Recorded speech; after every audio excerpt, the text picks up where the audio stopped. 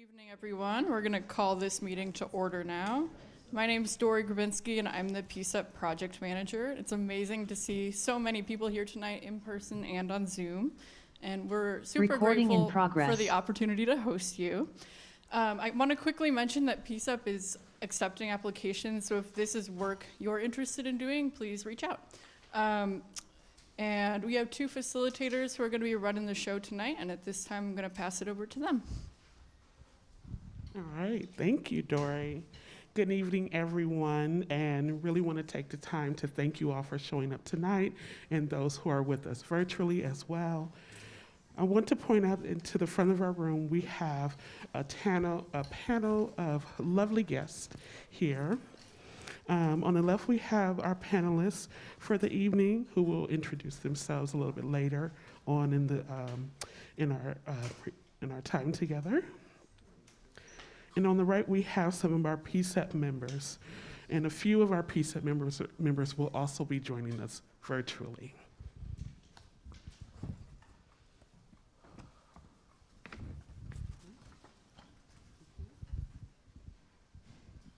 Hi, everyone. Welcome. Thank you for being here tonight, making the time. I'm Nakia Solbjor, one of the facilitators who will be help supporting the meeting tonight. Thank you. Excellent. So please be aware that, Nakia, could you mute?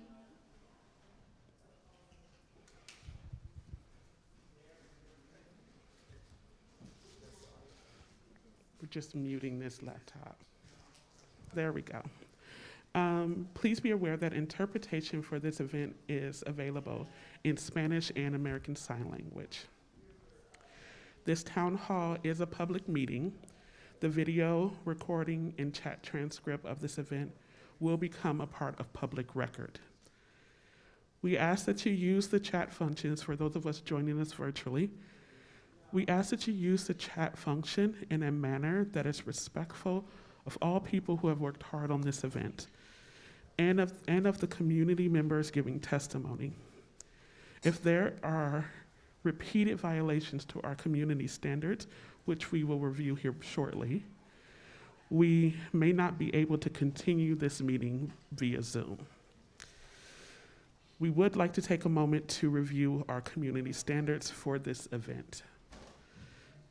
Be respectful of other attendees, panelists, and event staff in your word choice and avoid harmful comments. Please, this includes comments that are considered likely to disrupt, provoke, or attack others, racist, sexist, homophobic, sexually explicit, abusive, or otherwise hurtful comments, hate speech, harassment, or doxing in any form. Respect town hall event staff and their responsibility to uphold these guidelines.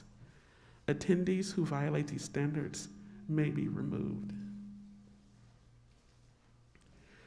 I will now introduce two PCCEP members, Odelia and Carrie, who will be presenting the next slides. Hi, everyone. My name is Odelia Zuckerman, and I'm the co-chair of the PCCEP Community Engagement Subcommittee, and I'm also one of PCCEP's designated youth representatives. On behalf of all of PCCEP, thank you all so much for being here and taking some time out of your day to speak up about this. We'd like to share what our goals are for this town hall at this time. So, as you know, PCCEP is writing a recommendation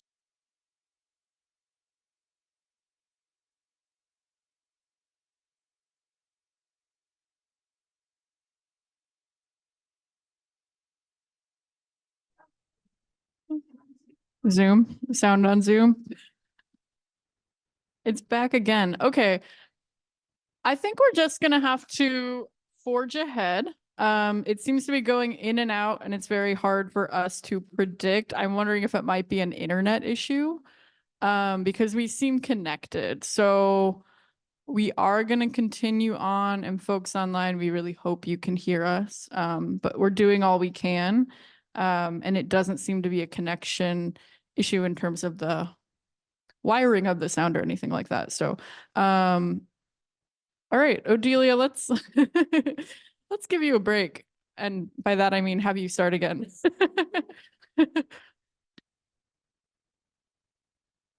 Okay, one more time. PCCEP is a group of 13 members who are independent from the city and the Portland Police Bureau.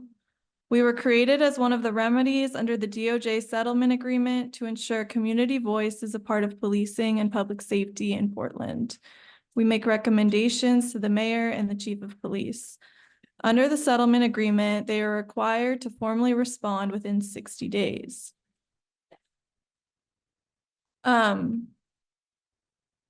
So PCCEP is charged with advancing desired outcomes and hearing community concerns about issues touching the DOJ settlement agreement. This agreement is targeted to strengthen initiatives. Well, I'm reading a quote, by the way. This agreement is targeted to strengthen initiatives to ensure that encounters between police and persons with perceived or actual mental illness or experiencing a mental health crisis do not result in unnecessary or excessive force. That's part of the settlement agreement. And now I will pass it to Leslie to give some history and background. You, Odelia. So good evening, everyone. My name is Leslie Martinez. I'm a member of PCCEP. My pronouns are she, hers. And I'm going to share with you all an overview of the milestones in PSR's history. So to start, in the spring of 2019, Street Roots developed the PSR blueprint and launched advocacy campaigns, and Commissioner Hardesty endorses the campaign. In November 2019, City Council approves the PSR pilot program to be housed in fire under Commissioner Hardesty and earmarks $500,000. In June 2020, the City Council approves a 3% reduction in PPV budget following local and national uprising against police brutality. 4.8 million is redirected to PSR. In February 2021, the PSR pilot begins in the Lentz neighborhood. In April 2022, PSR expands citywide, and there's a new option to call 911 and request PSR. April through September of 2022, PSR receives 3,228 calls, and that is a 700%, more than a 700% increase from the same time period the year prior. And so then April 2022 to now, the quick expansion brings growing pains, and PSR struggles with staffing and budget shortfalls. In January 2023, Commissioner Gonzalez takes office as commissioner in charge of fire and rescue. And in February 2023, facing budget challenges, Commissioner Gonzalez enacts hiring freezes across fire and rescue, which include PSR, and expresses interest in PSR seeking outside funding. In the spring of 2023, media coverage on cultural tensions between fire and rescue and PSR staff is reported. And in June 2023, Robin Burek, the head of PSR, announces resignation. In July of 2023, advocacy group Friends of Portland Street Response is created. In July of 2023 to now, PCCEP begins work on PSR. Chief Gillespie and PSR program manager Lila Layton joins numerous public meetings. Friends of PSR in August 2023, Friends of PSR petition reaches 10,000 signatures. In the fall of 2023, Commissioner Gonzalez suggests possible options for PSR, including a partnership with or a transfer to Multnomah County. February 2024, Portland Fire and Rescue reveals an $11 million budget shortfall and proposes a $3 million cut to PSR. February 2024, PCCEP co-chairs meet with Mayor Wheeler to discuss PSR. Mayor expresses commitment to PSR success, but says plans are currently in flux. And then that brings us to now. Now we have an opportunity for the public to help shape a recommendation in support of PSR. And then, as Odelia has mentioned, once submitted, the mayor will have 60 days to respond. Okay, now we're going to move into opening comments from our 4 panelists. These opening comments are intended to provide context for later public testimony.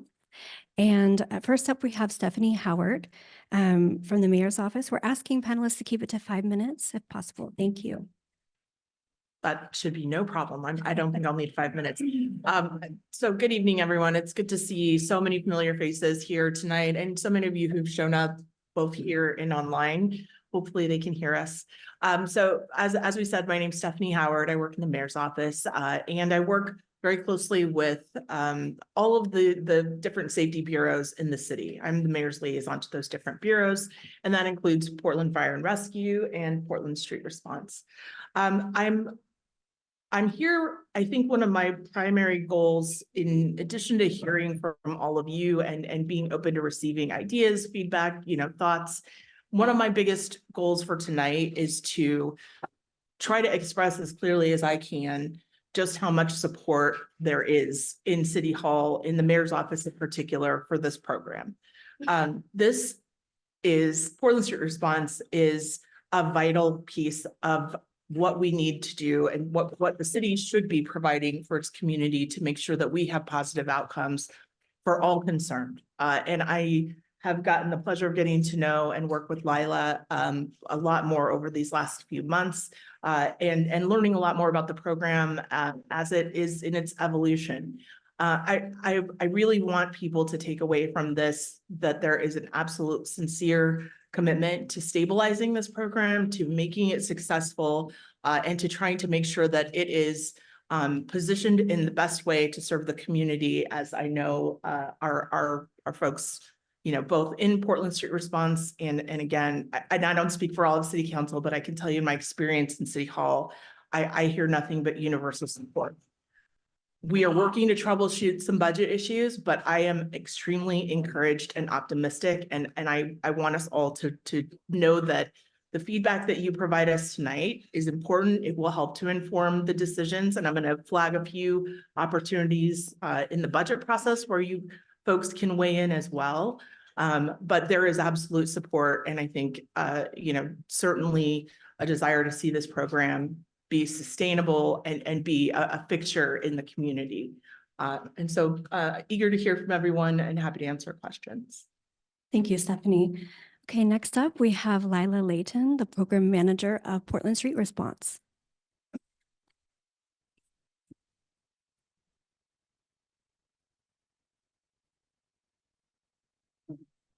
Hi. Thank you, first of all, for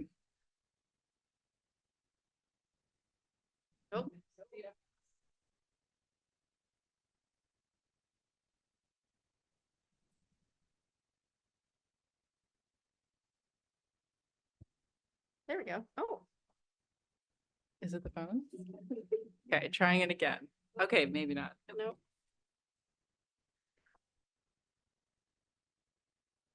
Hi. Really takes the edge off, just all of this.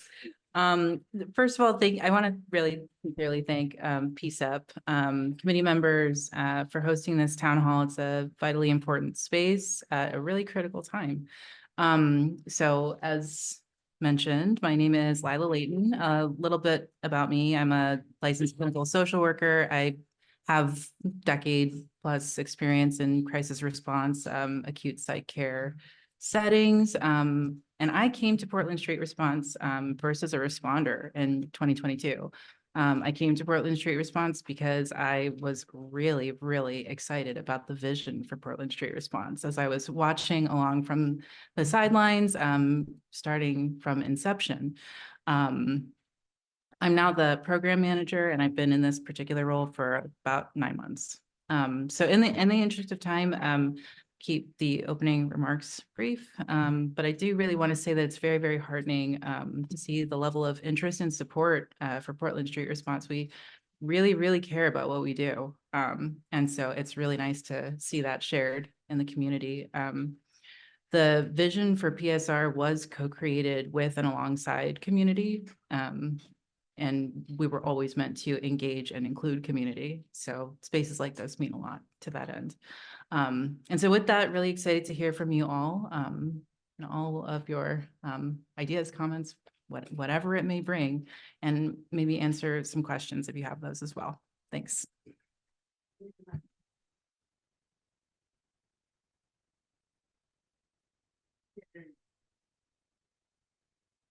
Is Elizabeth Perez, Deputy Director of the Community Safety Division. Good evening. Can people hear me? Is that working? Okay. My name is Elizabeth Perez. I use she, her pronouns, and I'm the Community Safety Deputy Director for the City of Portland, and I've been in the role for just over a year. So for folks who are not familiar with the Community Safety Division, it started in 2018-19 to start a review of the public safety bureaus and help consolidate some business operations and functions. This was before we had the vote to change the form of government, so we were already getting started there. At the time, there was just one employee in that division. That was my boss, Mike Myers. But over the years, we've expanded from 1 to 75 employees, and we've expanded our goals and continue to review the work of public safety.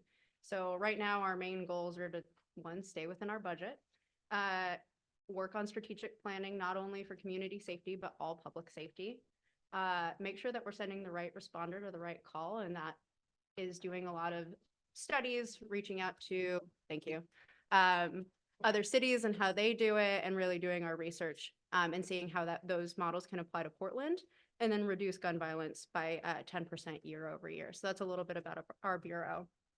Personally, I oversee our policy and programs group, which entails advisory bodies and committees. So I'm very well aware of the work that PCCEP has done, and I'm really honored to be asked to come here. Communications, so all of our communications, the Office of Violence Prevention and the Safe Blocks team, our people services and legislative work. And then I think part of what makes me a good fit for this panel as well is just the transition that we have going on right now. So we are transitioning from many bureaus to a public safety service area, which includes police, fire, emergency communication, emergency management, and then the community safety division in whatever form that ends up being. So we are having the conversations with fire, we're having conversations with the mayor's office, and really trying to find the right fit going forward for Portland Street Response and seeing what we can do as a division to support. So looking forward to hearing from you all and answering any questions.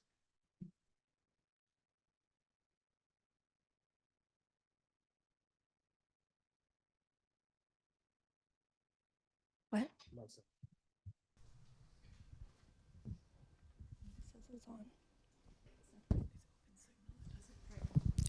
Okay, there we go. Next up is Jackie Yerby, Community Representative, Friends of Portland Street Response.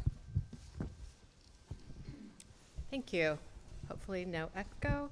Hi, everybody. I'm Jackie Yerby. I'm a community member and a leader with Friends of Portland Street Response. And just a quick correction to the timeline. We did form in July of 2024, and we got 10,000 signatures in 10 days. So officially August that happened. And we're currently sitting at 12,000 signatures. And I'm just curious, show of hands, how many people are familiar with our pledge? How many people signed it? Good number of hands. Thank you so much for your support. And thank you for showing the love for this really important community safety program. A little bit about me. So I am here in my capacity as a community member. I've lived in Portland for 25 years. I am on staff with the ACLU of Oregon, but I am here in my personal capacity. And I think relevant to the work that I do, or the volunteer work that I do, rather, with Friends of Portland Street Response, is that prior, my last job was as the behavioral health policy advisor to Governor Kate Brown. So I was in the governor's office when 988, the crisis line, was going into effect, convened a table that looked at how to implement 988. We spent a lot of time talking about mobile crisis. We were not involved with Portland Street Response, but that was something that we were definitely aware of and watching and supporting. And so it's been great to see Portland Street Response's success, like in its short time, and just incredibly dismaying to see all the ways that this very successful, very necessary, very community-supported program has not gotten the support within our city government, and at times has seemed to be actively undermined. So Friends of Portland Street Response is deeply committed to ensuring that Portland Street Response has stable funding, clear goals, and I feel like its goals are pretty clear, to respond to people experiencing a mental health crisis. And I did say stable funding, but it bears repeating. So stable, sustainable funding, that we're not doing this every budget cycle trying to figure out how to fund this vital program. And that we listen to the experts. We listen to the people doing the work, and we give them what they need to support people experiencing a behavioral health crisis.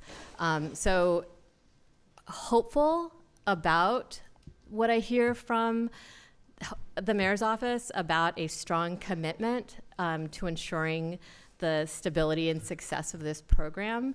And I feel like part of that is to recognize the value of Portland Street Response existing as a peer organization to the Portland Police Bureau and the Portland Fire Bureau, and other, like whatever other elements of community safety may exist.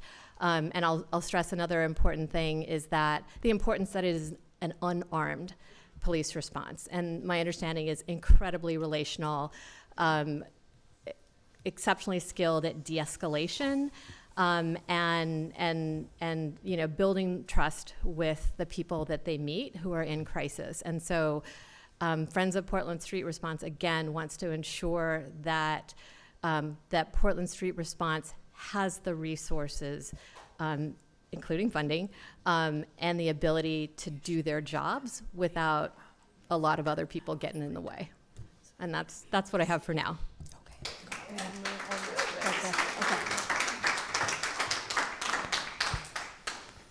Thank you, Jackie, and thank you to all of our panelists for your opening comments.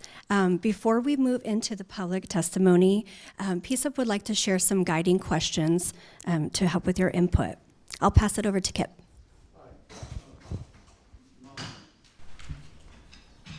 I think it's working? Okay, cool. My name's Kip Silverman. I use he, him pronouns. I, along with Byron Vaughn, am the co-chair of the Settlement and Policy Subcommittee. I wasn't sure if there was anything up there yet. So PCCEP is writing a recommendation about the future Portland Street Response. Public input will be used to inform the content of the recommendation.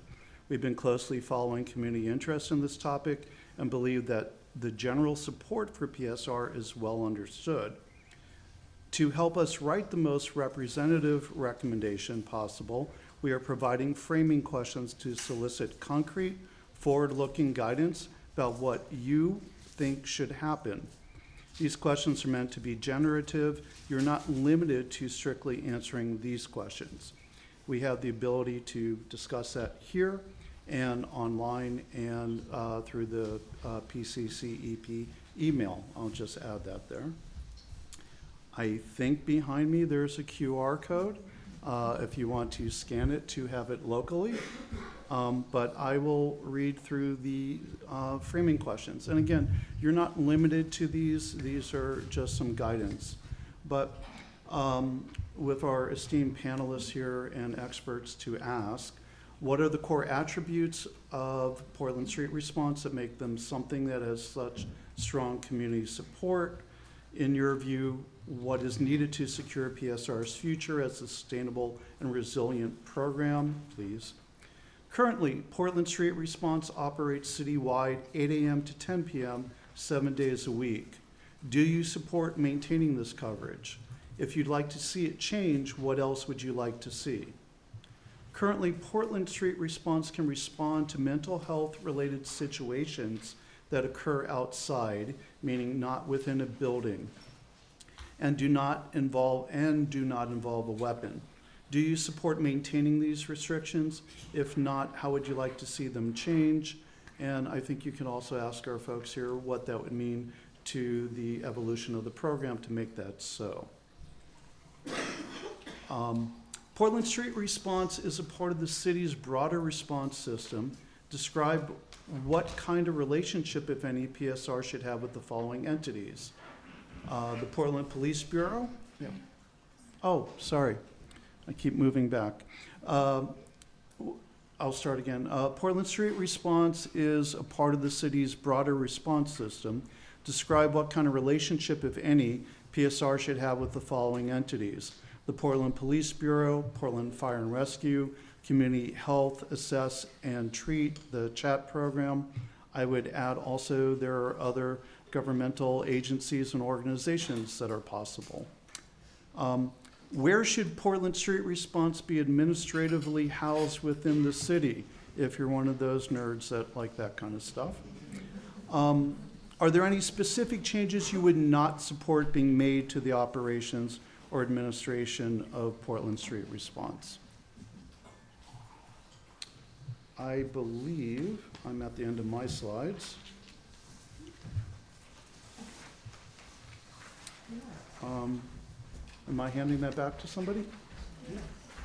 Oh, Frida. Yes, I'll hand that back to you. Oh, thank you. There we go. Are you all able to hear me from the mic?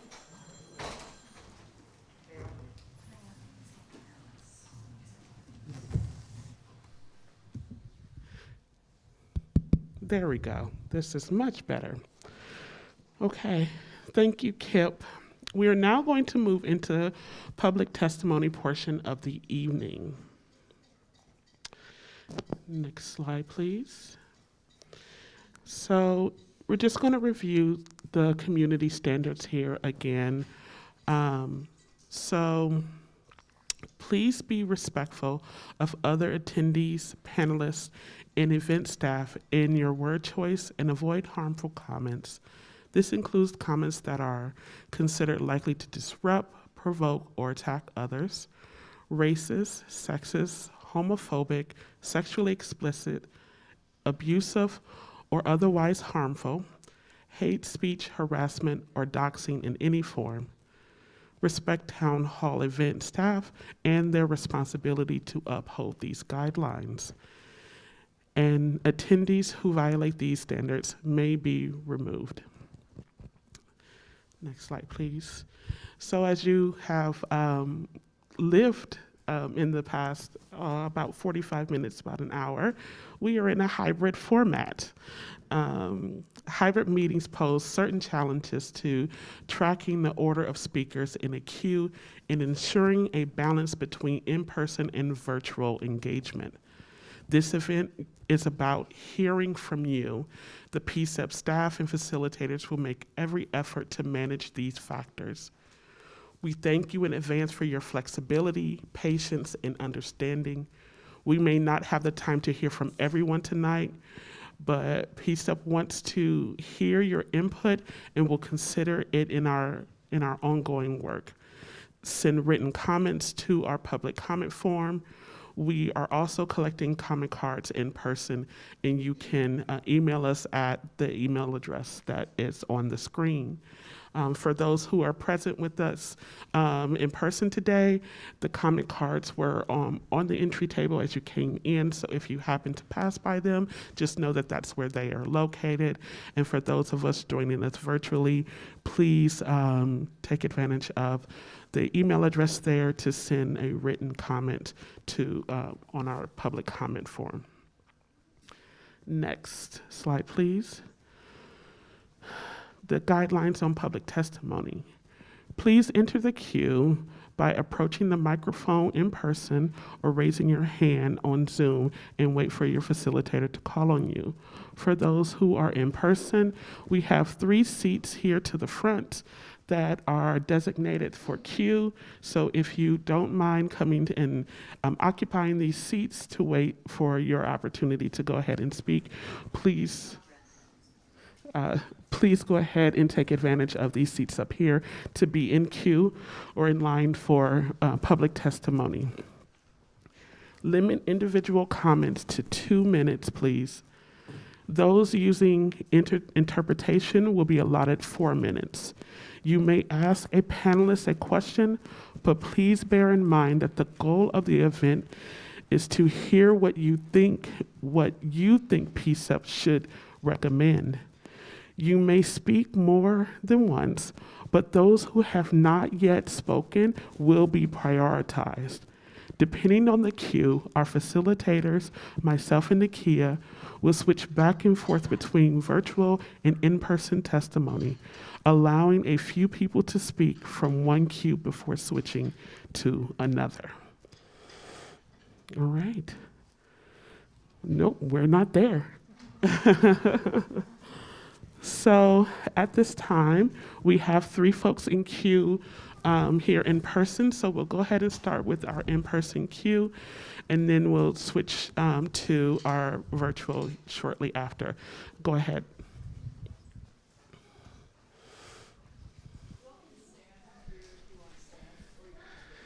Good evening. Thank you all. I'm often known as Bridge Crane, Simca Charles Johnson.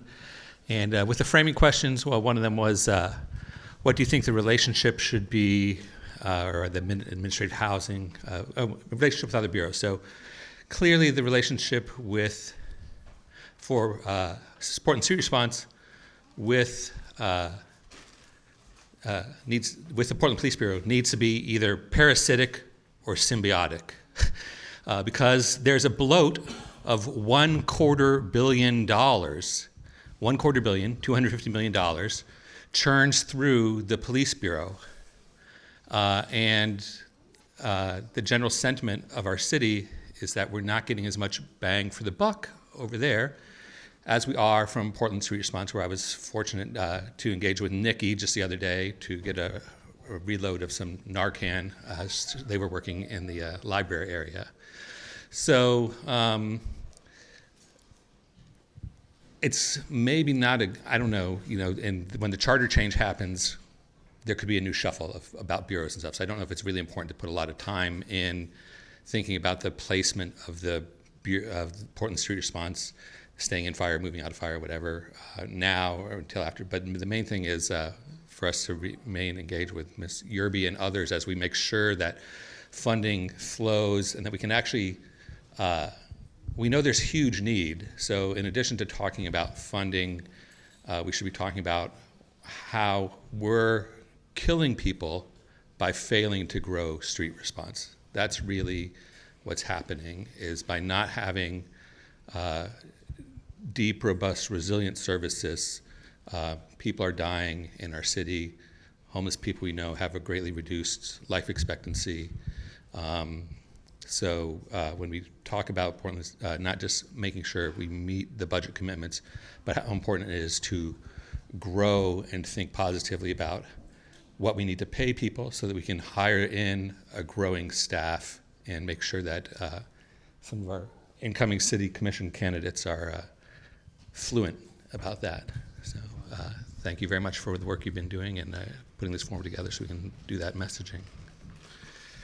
All right. Thank you very much. My name is Coffee. I'm the Dirty Hippie Freak. YouTube, SoundCloud, Facebook. Oops, I stuttered. What would I not support with Portland Street Response? I would not support things like rapid response and sweeping people and pushing them out. We're not killing people. We're allowing them to die by not letting them have a place to sleep. Allowing them to die. The Portland Street Response is what's allowing people to have a little bit of hope that they might be able to find their way out. I was homeless for 13 years. I've been in my apartment for 2 months, and I am grateful they did not give up on me.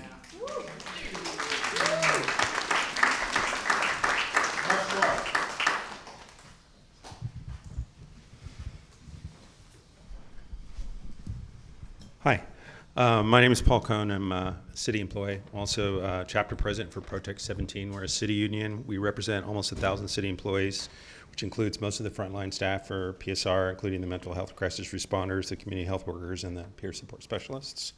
I appreciate the opportunity to be here today. I appreciate the framing questions, especially. Given some thoughts, I'm gonna give my responses to a few of them. Number one, what are the core attributes? For me, I'm gonna say answer this personally, not as the unit. I would say that Portlanders don't want to see people in crisis responded to with deadly force. Number two, in your view, what is needed to secure PSR's future?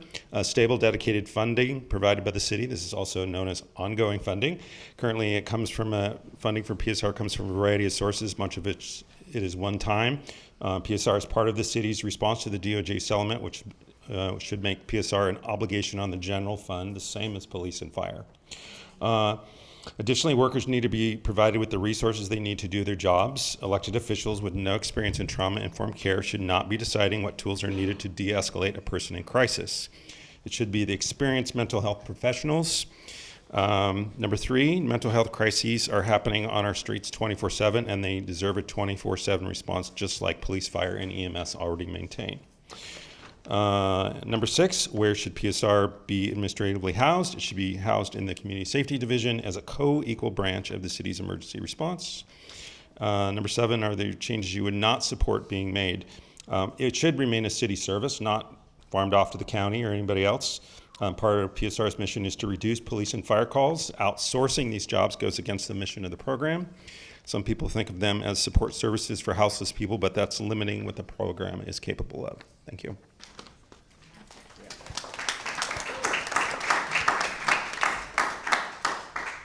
Hi, I'm Joanne Hardesty, and I'm here tonight to thank the crew of Portland Street Response for the incredible work you do every single day on the street.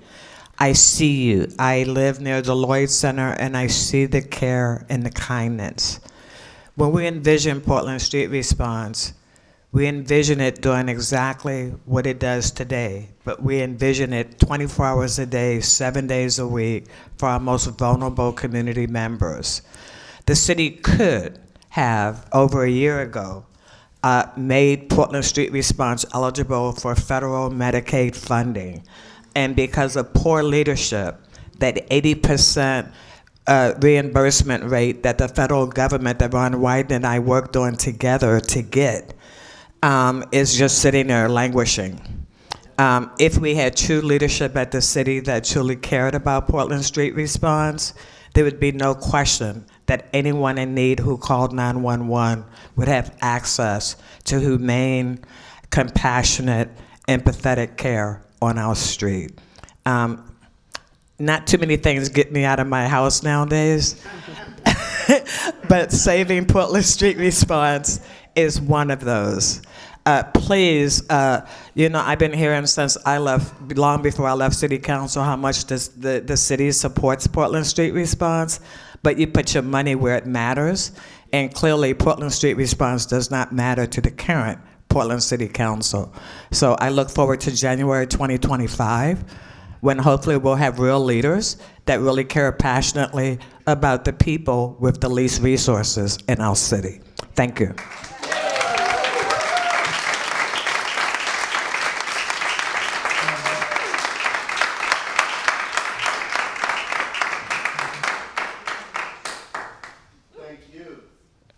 At this time, we're going to go to a comment virtually. We have one hand up.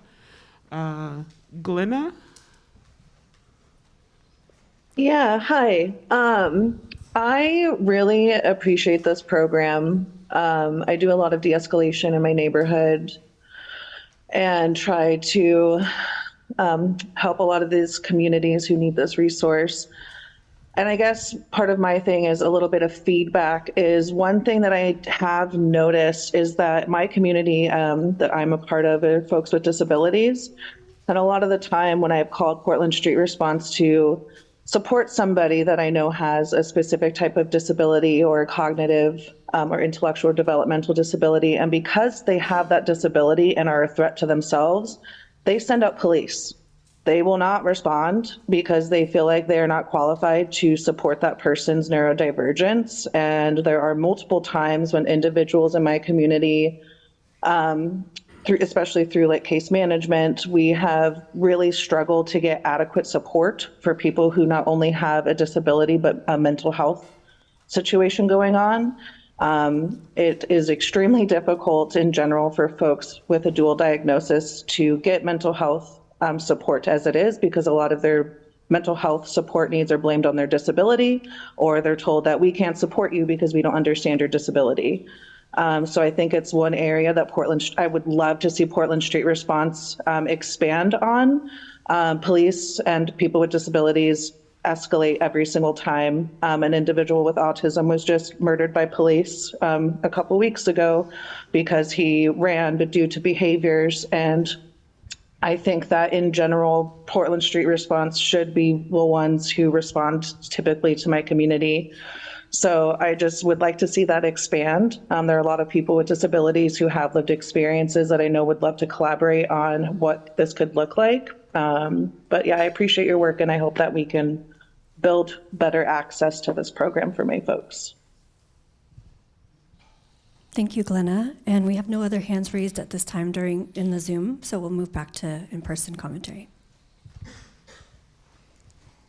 Hello, I'm Jeremy Beausoleil Smith. I am a resident of downtown Portland, a employee at Portland State University, and I'm someone that has bipolar disorder. I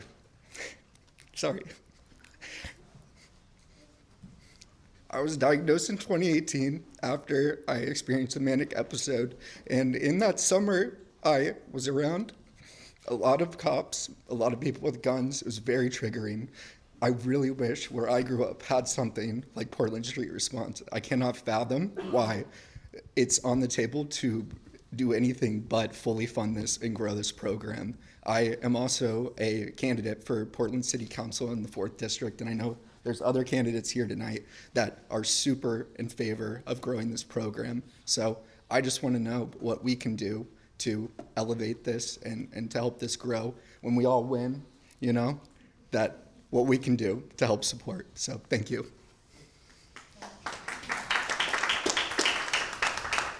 Thank you.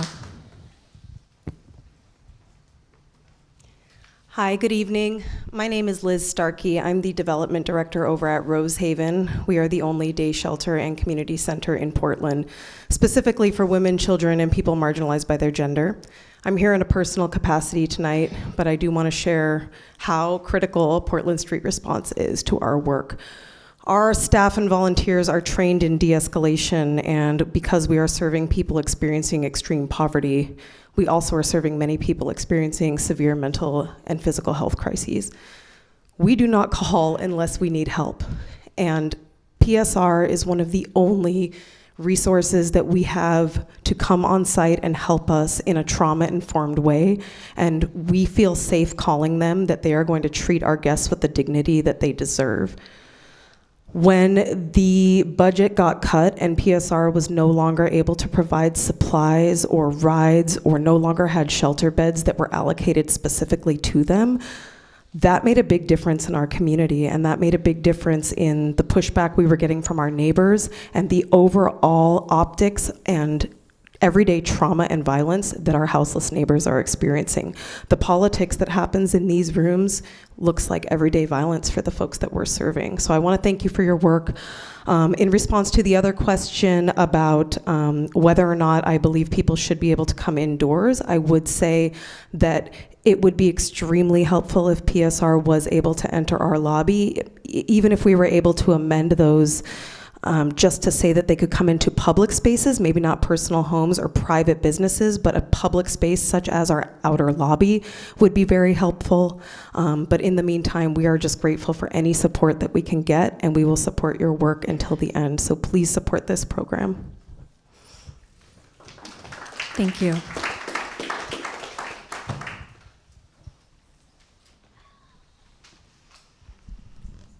Hi.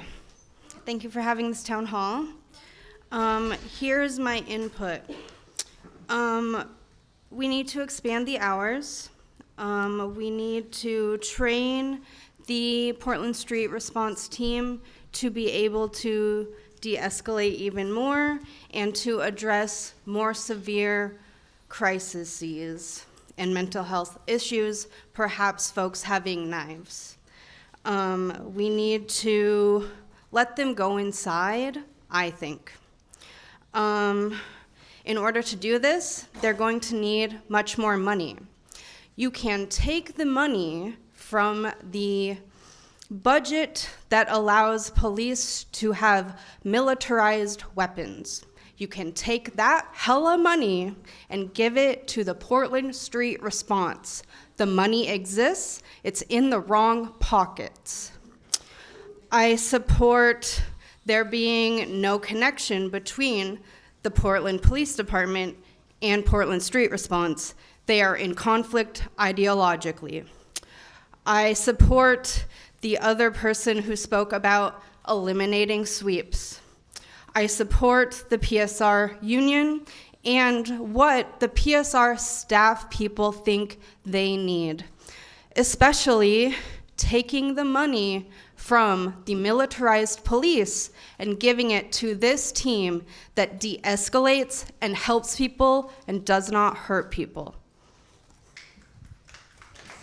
Thank you. We'll take two more comments in person, and then we'll move to virtual. Hi, my name is Jennifer Park. I am a programs director with a local nonprofit that does special education programming, and I am a candidate for Portland City Council in District 2. I have a lot of comments, but most of them align with the recommendations of Friends of Portland Street Response. So I will sort of say +1 to those comments and add. We know that mental and behavioral health challenges do not only happen during the daytime. There's no reason why we shouldn't be supporting those issues from 10 p.m. to 8 a.m. That needs to happen. It needs to happen immediately. And Stephanie, I hear you saying that City Hall is dedicated to this awesome program, which has been proven, and yet the current safety proposed budget for next fiscal year has PSR's budget being cut down to $4 million, which is less than it was in 2020. What are we even talking about? And if that's already out and in consideration, what is all of this for, right? We aren't even close. We aren't even close. So it feels a little bit performative, which concerns me. But in the interest of acting in good faith, my suggestions are, as I mentioned, +1 to Friends of Portland Street Response, but also we should look at the data of who is calling, what kind of emergencies we need to be responding to, and who are the right people to respond to those, and make sure that they are available. And we also know that currently our community's trust in calling 911, in having the right responders, has been really diminished. So we need to track that over time. We need to rebuild that trust and then reevaluate what those calls are and then redistribute the money. But I don't even know how. I think we should have PSR as a co-equal branch of our safety division. Thank you. Stephanie? Thank you so much for that. I think I just want to make one clarifying point, which is the fire put forward a budget with proposals exactly as you said. That is nowhere near, the budget process is not at all complete. It's very early into it. I will also let you all know that there are 3 community listening sessions related to the budget. The links for those can be found on the city's website, one April 10th, one April 13th, and one April 15th. So I hear you. I hear you.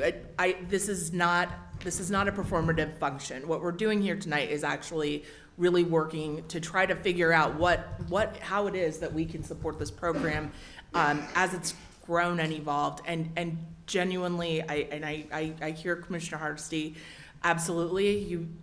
When the budget is voted on, that's where you will see, whether City Hall is truly supporting it and whether it isn't. So I totally agree with those sentiments.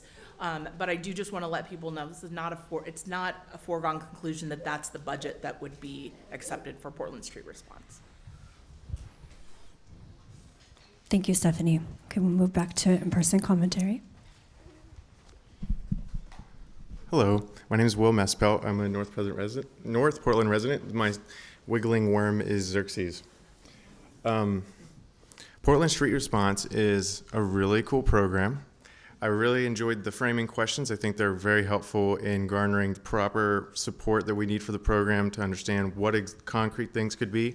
Separate branch all the way makes sense. 24 hours makes sense. Ongoing funding makes sense. Things that would be really, really sad to see would be handing over the reins to the county, who seems to be extremely difficult in working with anything these days. So keeping it in the city to where the new government, when it comes into place, can work with this program and give it the proper funding it needs. We'll be moving away from the bureaus where everyone's fighting all the time. When we can work together as a city council with the mayor's office to implement a proper program that's going to help the people that actually need it. I'm in property management. I deal with situations with this all the time, and especially with residents. One thing that would really help Portlanders is knowing that that's who to ask for when they call. And if the indoor-outdoor thing is interesting because the lobby would be really important. We get a lot of things where someone's in the lobby, they're having a mental crisis, or they're right on the sidewalk in front of the building. Residents first response, hey, 911, there's a crazy person at the front door, send the police, they need to be trespassed, whatever. If we have a better information about what Portland Street Response can do to alleviate the problem rather than bringing an officer with a weapon, it would be amazing. Thanks. All right, we're going to move to some virtual comments. Melissa?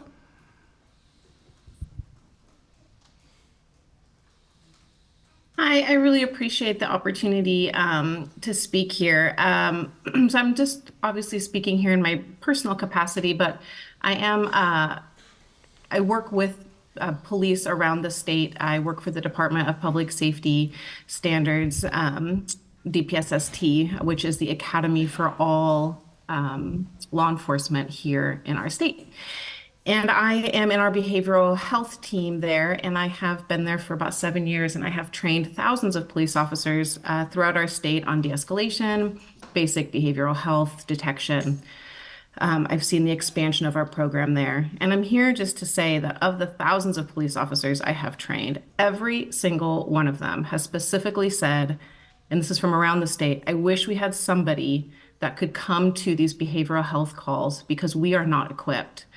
And when I think of the fact that we're even sitting here having a conversation about what should happen to Portland Street Response, there was so much excitement about this. There are people around the state who envy this. So the thought that it would not be appropriately funded and expanded is pretty much beyond me. So I think there is even more support than the folks in this room. Thank you, Melissa. Edie?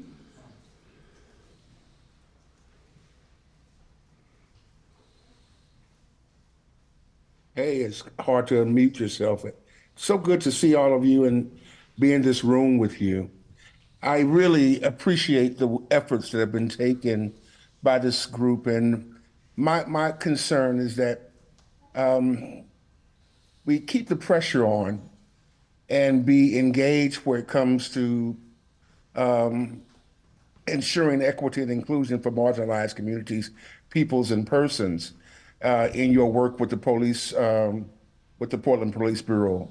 And to be able to really focus on specific strategies to promote meaningful community engagement and trust in the Police Bureau, especially amongst the marginalized groups. Trust is a huge issue, and how that can be consistently and continuously addressed is something that is very necessary. So I'm here to support you in whatever capacity I can, and I tell you that we're glad that you exist, and that pressure point on the Police Bureau needs to be there from our community. We are the people. Thank you.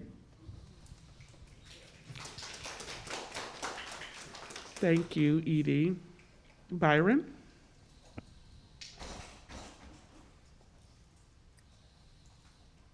Thank you, Farida.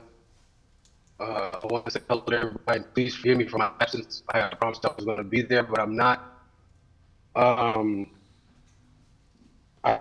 work for, I'm here, I work with PSR on a personal level. We get referrals from them for people who are homeless, who are in the streets. And so we build a relationship with PSR. I work with Nikki a lot.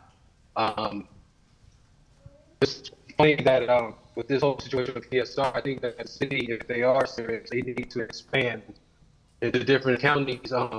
Also, if the city is serious, have a certain relationship with the coworkers if they could. And I'm not sure if this is possible, and this is something maybe Stephanie can answer. If they're not serious about having the PSR, maybe the PPP can hire them personally, fill out applications and then put them on the team, and then they can go from that. If that's an angle that they're able to go from. I didn't know Joanne Harsty was going to be there. I was going to make this comment. It feels to me that PSR is the only thing that's been put pen to paper and been implemented and then shown out in the community that works. Outside people just, the city is working on cutting people ready to go recycle the cans. So I'm not too sure where priorities are at as far as that goes. And Stephanie has a question. I don't know. Seeing as if they're not serious about putting this in the budget, can they explain why they don't want to, or why is this trickling like this? And thank you, Frida. Yeah, thank you, Byron. Thanks, Byron. I think, can you hear me? I can't tell if it's working. There we go. So I think for your question, so the budget that was put forward or that was presented in the work session that came to City Council where Fire was outlining its budget proposal, that was a proposal. It had, different options there. That's not something that was generated by City Council, and it's part of the consideration for developing next year's budget. So I think if for some reason Portland Street Response was not funded in next year's budget, I think absolutely people would expect council to explain why that decision was made. This is, I think, another reason why it's important to join as you can those listening sessions on the budget, to share your views, to make sure that the folks who are making those decisions hear directly from you as that budget is in development. But I agree, if that were somehow the decision, and I'll be honest, I cannot imagine that being the decision. I would fully expect the community to be outraged and to demand answers on why they weren't doing that. Yes, go ahead. Hi, this is Jackie Gerby, Friends of Portland Street Response, and I just wanted to follow up. So Friends of Portland Street Response will also be participating in the three public hearings. We're also looking to help support people in the community who are planning to testify. So I would say you want to follow or engage with what we were doing on that, please go to our website. It's friendsofpsr.com, and we'll have more information about how we're organizing around the budget hearings. And we're very committed to showing up and applying appropriate pressure to ensure that this city council funds Portland Street Response.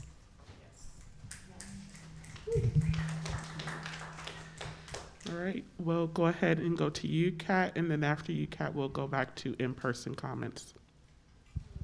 Sure, thank you. Hi, my name's Kat Mahoney. I am the Executive Director of Sisters of the Road. And, we support Portland Street Response. There's been several interactions in which when we have had to call 911, we specifically want Portland Street Response to show up. I have had ex-staff who also have had mental crises, and during that time, we wanted Portland Street Response to show up, and they did. If they had not, and it had been policed, the outcomes could have been much worse. I've seen police interact with people during a mental health crisis. I have seen police tase people who are having a mental health crisis. I've seen the MACE people having a mental health crisis. This does not alleviate the problems that are going on. It does not even change the moment or de-escalate the situation at all. I know budgeting is an issue. And, you know, I am looking at how the police are budgeted and their revenue sources. Now, they get over 200 million from their general fund. There's also non-discretionary resources that they get money from, and I'm wondering why can't some of this be allocated towards PSR instead? Sometimes this is between 30 million to 50 million that goes to them. Some of it comes from the Fire and Police Disability and Retirement Fund. Some of it comes from intergovernmental revenue, primarily TriMet. And if I recall, TriMet was having some budgetary issues. Some of it also comes from a police special revenue fund. And also some of it comes from the recreational cannabis tax. And some comes from charges and permits. Now, why can't some of this be allocated towards PSR? And I don't understand what's going on here, where the police seem to have a monopoly on funding, and then other agencies have to suffer or scurry or run around or say they have no money, and then other funds are being pinched to try and support those. There has to be a different way to make this. It has to be transparent, and it has to be equitable. Thank you.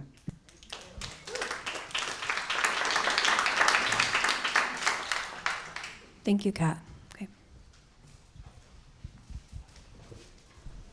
Thank you for having me today. David Lynn. I am a candidate for Portland City Council, District 1 in East Portland. I'm also an elected school board member for the Centennial School Board, as well as a president of the Centennial Community Association.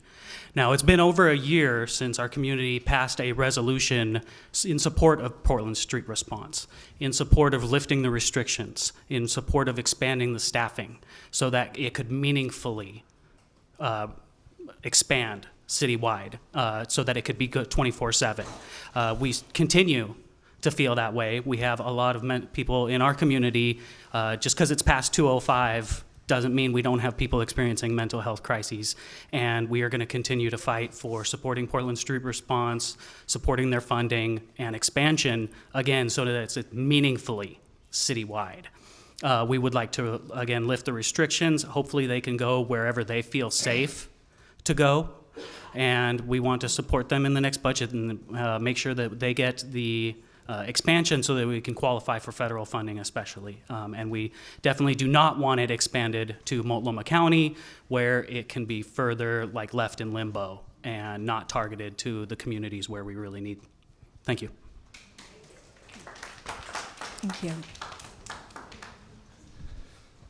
Greetings, I am Dean Salazar, a candidate for Portland City Council. I also serve on the Oregon Autism Commission, the Children's Living Community Advisory Council, and the Governor's Child Foster Care Advisory Commission. So let me tell you about some of the reasons we are having these crises on the streets in the first place.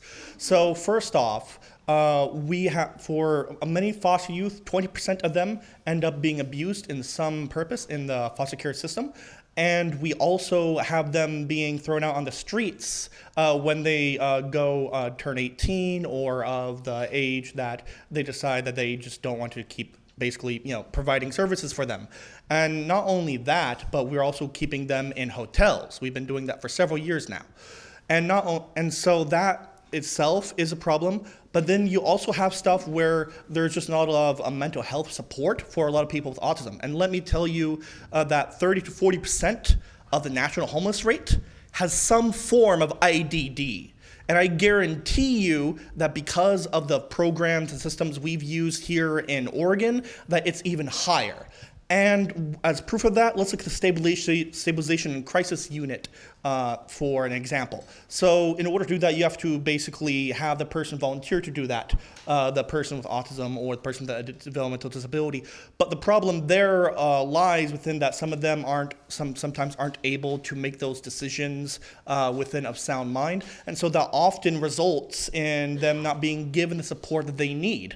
And if you want to know why so many, as well as many autistic people and people in the neurodivergent community lean so anti-cop, unfortunately, as well as are struggling with mental health, as we are seeing a national and global mental health crisis, These are parts of the reason why. You have to look under the hood at the architecture governing how we treat mental health, and we need to completely reform it. And I believe that PSR should be adding autism specialists to deal with people with autism for behavioral health needs. And I think we need to do that for the behavioral health unit, for the Portland Police as well, and other stuff like that. Thank you.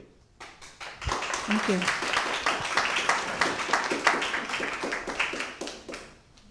Hello, my name is John Middleton. I'm a city councilor candidate in D2. I do support Friends of PSR, much like Jennifer Park said. I will reiterate that and some. I appreciate the framing questions.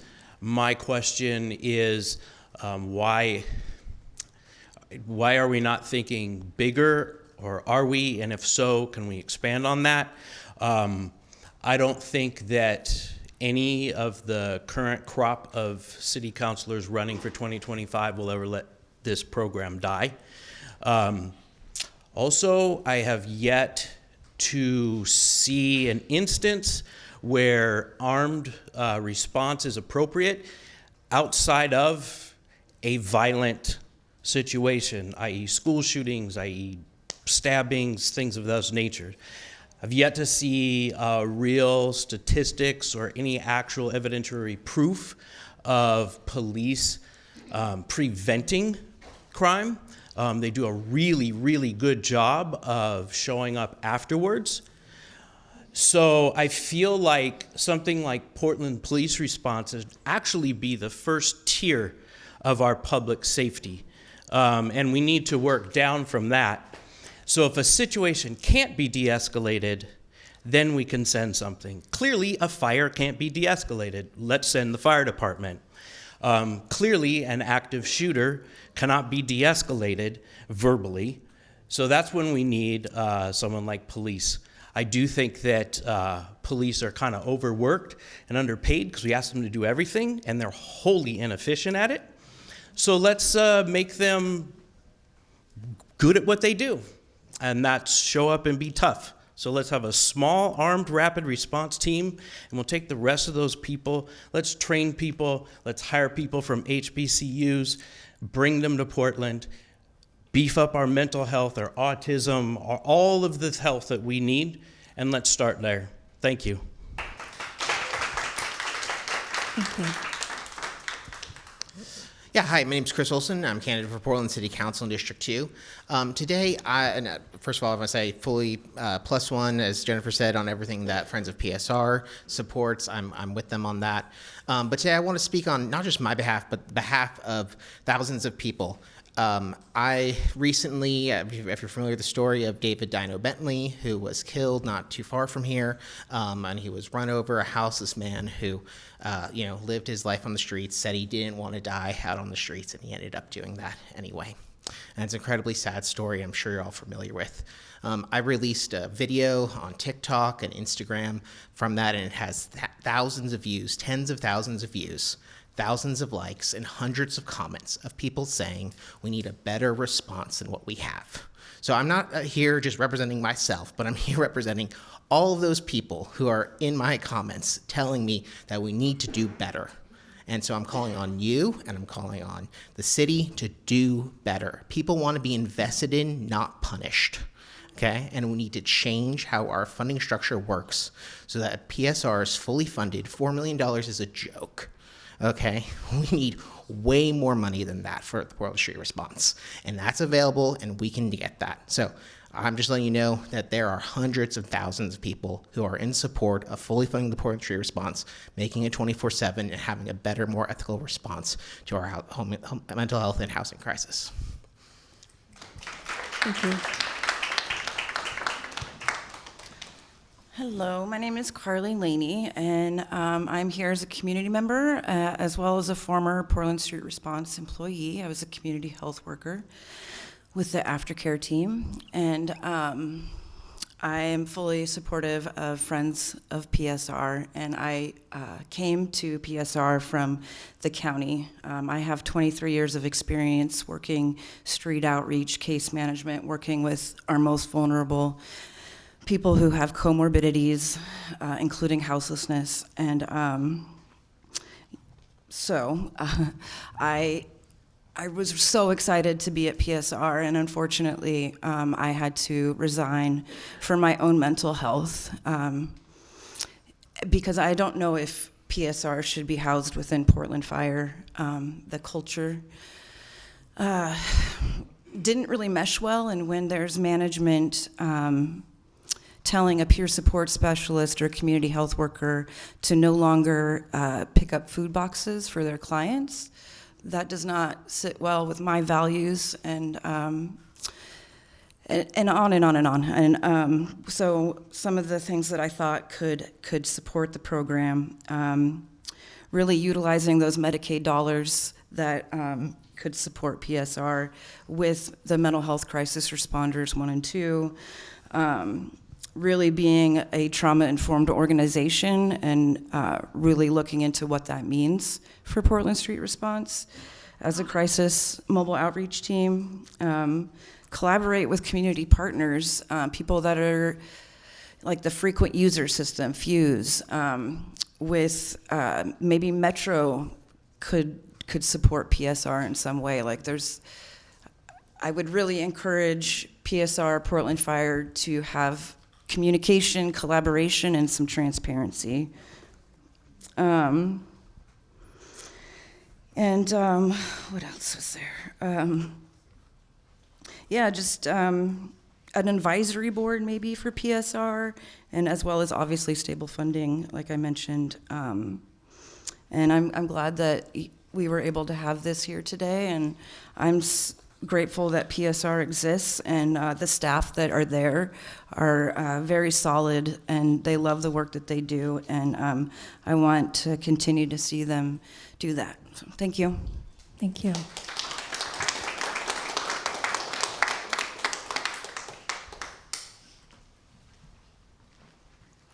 Hi there.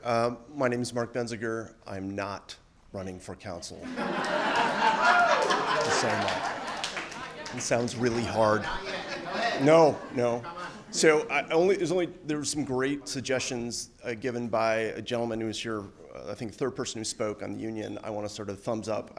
I had a list of things I wanted to say. I was like, well, no, he said it all. But so there's only 2 things I want to get to. One is, lived in Portland for 15 years, but I've also lived overseas for 10 years. I've worked with a lot of foreign military and law enforcement. And the structure of law enforcement overseas is so dramatically different from the United States. And if you're not taking lessons from outside the US, you're missing huge opportunities.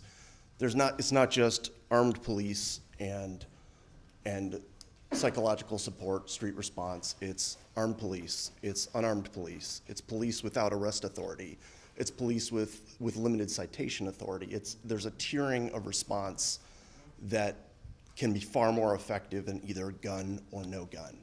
And that gives you so much more flexibility to get inside buildings, get to places and do things. And so if you haven't already looked at some of the foreign law enforcement organizations, strongly recommend it. Second thing was really about the last point you raised, which was what do you want to ask the city council, which is get data on not just what's being spent individually on each call, but what are the outcomes, both in terms of mental health, survivability, long-term, equity, all those things, and also with an eye to the total cost. If 1% of your police response results in a lawsuit that costs the city $1 million, that's a cost. Figure out what those costs are and make sure that you're identifying how effective PSR is in comparison to law enforcement and what the cost is to the city and the people. Thank you.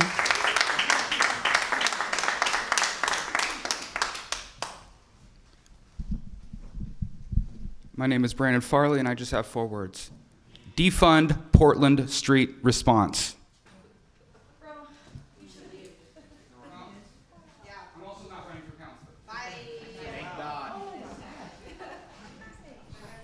Okay, we have no more comments online at this time, so we'll keep going with in person. Okay, great, thank you. I'm Debbie Kitchen. I use she, her pronouns, and I'm a city council candidate for District 2. I fully support Friends of Portland Street Response, feel that Portland Street Response should be fully funded. for 24/7 operations. In terms of the framing questions that you had, I would see Portland Street Response as a standalone bureau side by side with fire and police response, and all under the net of public safety, so that it has to work with all the other bureaus, and we should be striving for a system where these are not bureaus that are opposed or fighting against each other, that we are actually working together in a cohesive response to public service or public safety concerns in our community. So that's how I would envision it. I also think that as I own a small business, and we've had situations where somebody entered our business and it was difficult to ask them to leave, and they were having a mental health crisis, and then they went up on our roof and were jumping from roof to roof for several adjacent buildings. It was really scary. We didn't know what to do. And we do need sometimes where for Portland, somebody likes Portland Street Response to be able to enter the building. And I think you could set up, at least for commercial buildings, you could set up a liability release or a form or something that would be signed by the building manager that could allow for that kind of entry. So I think that should be explored. And thank you for the opportunity, and thank you for having this. And I will definitely be following up on the budget questions. Thank you. All right. Thank you. We do have a comment from virtual. Go ahead, Ann. Hello, my name is Ann Casper, and I was actually on the planning committee at the Portland Street Response. And I was very surprised that there was nobody there who was a peer or somebody had more mental health experience. So it started off really as more coming from the homeless advocates, homeless things, and our voices were not included. And at the end of the summer for the planning, they were going to have a peer support specialist and an EMT. 3 days before it went to City Hall, that got taken out. I think what will help Portland Street Response work actually is, number one, you get an outside data source research study out from, not Portland State, from an outside place that wasn't involved in the funding and making it. And get a real study, as people are talking about the what works, what doesn't work, and ask the people themselves, did it work for them? Did these services work? I've heard on the ground some not so good stories of people didn't follow through, or the aftercare didn't work, or no one called them afterwards. So let's find out about that and how we can improve it. Quality assurance, how do we make sure the quality is good? Let's use empowering language. Language like frequent users and unwanted people that they have used in Portland Street Response doesn't work for humans very well. And where are the people with mental health issues and the peer communities involved in the planning of this? I don't see anybody here speaking up for it. We should be all working together. When we work together, we find solutions that work.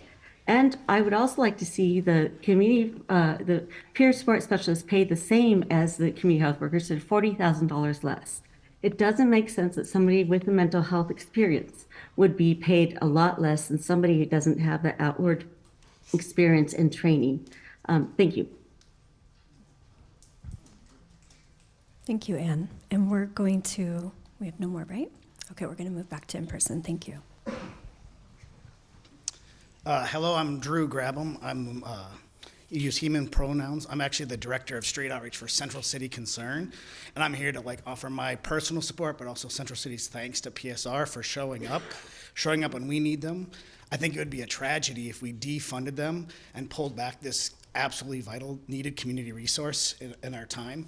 Our behavioral health system really is trying to rebuild it, and this is one of the reliable sources that my street outreach teams rely on to partner with, collaborate, figure out how we can actually make some pathways moving forward. So I just really appreciate PSR. I think it would be a tragedy to lose them at this time.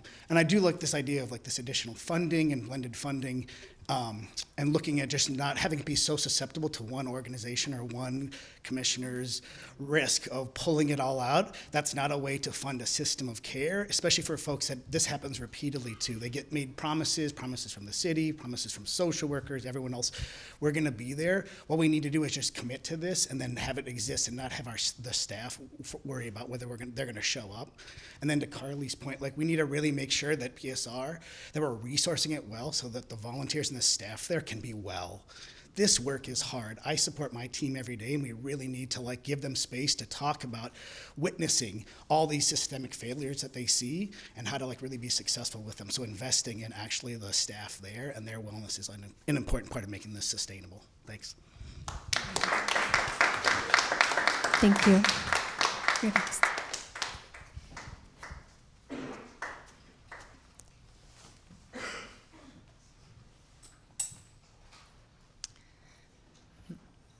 My name is Barbara Rainish. I use she, her pronouns.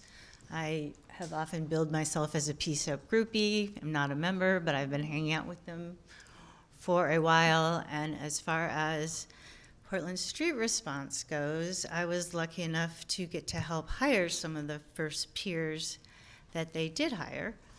And I think it is a fabulous program. I realize it needs some fixes, but the fixes aren't harder than other fixes that we've done in our government to make things go farther. I'm really a fan of, and somebody else said it, starting out with, can Portland Street Response show up? And then if it's too high of an acuity for that, then going to the next thing. But I also think that supporting the infrastructure of Portland Street Response is really important, not just the people that work there, obviously, but also their ability to give things out. And, you know, I don't know if we need to invest in tents that don't catch fire, but there's some really weird things going on. And I can talk about them because I'm not attached to anything. It just really seems like with PSR and fire that they're not being able to do their full mission and what they wanted to do. So I think it's really important that we support them in that way. And I also want people to realize that there's lots of mobile crisis stuff being developed, but there's way more sick people than there is crisis services being developed right now. Yeah, I'm just gonna say it that way and leave it there. Thank you, everybody, for all your hard work on this. Actually, I do wanna say something else. Hearing the city councilman saying that Portland Street Response can't go for the federal match. Why? Portland Street Response can't go for the federal match. Why? And then finally, we get, well, they're not running 24/7. Well, a lot of us want them to be running 24/7, and they were supposed to be running 24/7. And I would love to talk to the person from PSR about the data issue, because that's the other reason I'm being told that PSR can't get that federal money. And that also seems like it is a barrier that could be crossed. And if I'm the one that needs to jump in with the government people to get the right people in the room, I'll do it. So I'm interested. I sit on some other boards, the Behavioral Health Unit Advisory Council and the BHRC Advisory Council. So thank you, guys. Thank you.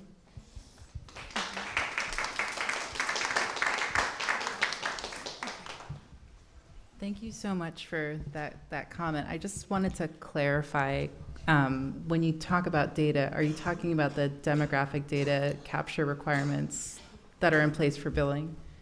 Yeah. I believe I am, but yeah. I haven't been told enough about it. Fair enough. So much jargon. I just wanted to kind of add that in practice on the ground, we have not found that particular issue to be insurmountable. Just want to put that out there. This is the value of having a relational approach. We actually are able to overcome a lot of those barriers to get those demographic data points that are needed to fund and bill for reimbursement. Not all of the time, but certainly often. I just wanted to kind of put that out there. Thank you. And if I could add, so again, I was Governor Brown's Behavioral Health Policy Advisor, Jackie Yerby, Friends of Portland Street Response. And so I got to work with people at the Oregon Health Authority. I got to work with members of Senator Wyden's staff and and Senator Wyden is passionate about mobile crisis. I mean, and there were times when I was in the governor's office where it felt embarrassing that like Governor Wyden was working really hard in Congress to get funding that we weren't tapping into. And there are times when I'm like, wait, do they work for us or do we work for them? And so Friends of Portland Street Response has met with Senator Wyden's staff. And I know they're really committed to trying to figure out how to support Portland Street Response and accessing this Medicaid money. I believe that the people at the Oregon Health Authority also want to figure out a pathway. And so, I'm really, it's unclear to me where the disconnect is. If there are people at different levels of government who want to see this happen. And I realize, like, getting Medicaid funding is not like, government does not make it easy. The federal government doesn't make it easy, right? So just want to be clear about that. So it may require some kind of new capacity within the city, but it's really, like, I'll say curious to me that that the city is leaving this money on the table. Ditto. Thank you. What? Yeah. Okay. Oh, I'm sorry. This person here was first. Is that okay? Okay, great. Okay, go ahead. Thank you. Thank you.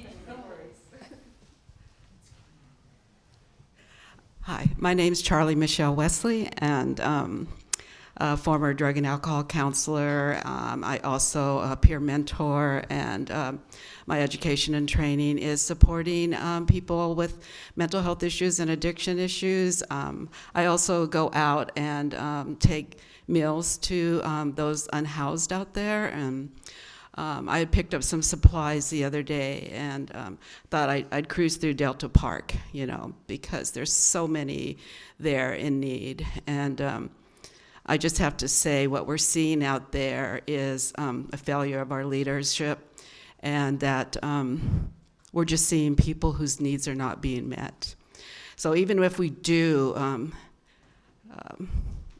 go to someone in crisis, there's just not enough funding for beds, right, in addiction facilities, treatment facilities, and mental health facilities. But I stopped because there was a guy sitting in the middle of rubble, just trash and garbage, and he was covered with a tarp. And so I pulled over and wanted to see if I can, meet some of his needs.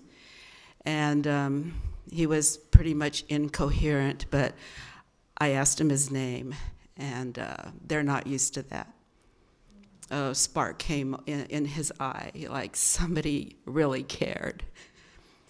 And I introduced myself, and I asked, what do you need, and he took everything I had, blanket, tent, tarp, beanies, gloves, and then he just, like he said, do you have something to eat? And normally I do, but I didn't that day. So I go, I'll be right back. I'm going to go get you something to eat. But we had a conversation, and I let him know, I'm in recovery from addiction and mental health issues that kind of go hand in hand. And he goes, you know, he was in tears. He goes, I just want to get my shit together. And I just told him, you know, I have faith that you will when you're ready. And I came back and I had 2 types of pizzas, and I was like, you want pepperoni or Hawaiian? And he goes, can I have one of each? And I'm like, my bad, of course you can, you know, but nobody stops to talk to them and get to know them and ask them, what do they need? What do you want? What's working, what's not working? And, you know, I've been there, and nobody gave a fuck, right? This really scares me, because I was also on the Police Accountability Commission, and we just put our heart, soul, and minds into that so the police would be accountable to community, and then they just gutted it. And I'm just baffled why it's so difficult for our community leaders to be humane, to meet people's needs. What the fuck is the problem here? So, yeah, we need you so bad, and we need you 24/7.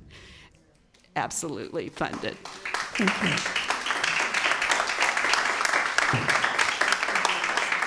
Okay, a response, Adelia. Oh, we're just about at halfway through, so I just wanted to reread the framing questions in case anything else comes up. So number 1, what are the core attributes of Portland Street Response that make them something that has such a strong community support? In your view, 2, in your view, what is needed to secure PSR's future as sustainable and a resilient program? Number 3, currently, Portland Street Response operates citywide from 8 a.m. to 10 p.m., 7 days a week. Do you support maintaining this coverage? If you'd like to see it change, what would you like to see? Number 4, currently, Portland Street Response can respond to mental health related situations that occur outside, meaning not in a building, and do not involve a weapon. Do you support maintaining these restrictions? If not, how would you like to see them change? Number 5, Portland Street Response is a part of the city's broader response system. Describe what kind of relationship, if any, PSR should have with the following entities: the Portland Police Bureau, Portland Fire and Rescue, and Community Health Assess and Treat Chat. Number 6, where should Portland Street Response be administratively housed within the city? And number 7, are there specific changes you would not support being made to the operations or administration of Portland Street Response? Thank you. Thank you. Okay, we'll continue with testimony, public testimony. We have no on virtual, so we'll keep going. We do? Okay, we'll take these 2 in person, and then we'll go to virtual. Hi, I have lived in Portland my whole life, and I have worked in social services for about 15 years in Portland. I've primarily served people who are without housing and survivors of domestic and sexual violence, stalking, elder abuse, child abuse, in various different positions. So I have a lot of experience working with police and in crisis situations, and I am just very grateful for Portland Street Response. I think the biggest thing I would say is that trust is certainly eroded with police, and our survivors and our community are very distrustful and scared of calling 911 for help, especially when it involves a loved one who's going through a crisis. They are very, very worried about that person's safety, and so sometimes just don't call for any help rather than calling the places that we have available. So I also just want to say that police continue to get money even as public trust in their services erodes, and we have poor outcomes from that service. And so it's really hard to understand why PSR would face any reductions in funding when providing quality services and just adding trust and good service to the community. So I would love to see Portland Street Response be more of a default when appropriate rather than something that people have to request. I would like to see it 24/7. I would like to see it continue citywide. And I think that, of course, I wouldn't want to ask for Portland Street Response staff to be going into any situations that they don't feel comfortable in, but I would certainly support expanding the ways that they can respond, whether that's inside or when certain weapons are involved. I would like to see there be a little more leniency depending on what they feel they're equipped to handle. I also really do not want Portland Police being responsible for their budget or any decisions made about their policy or services, and I would like to see them have increased access to treatment and housing resources, and especially flex funding that could be used for needs that are coming up for the people that they're serving, and that maybe don't meet certain specific pots of money. So that's what I'll say. Thank you. Thank you.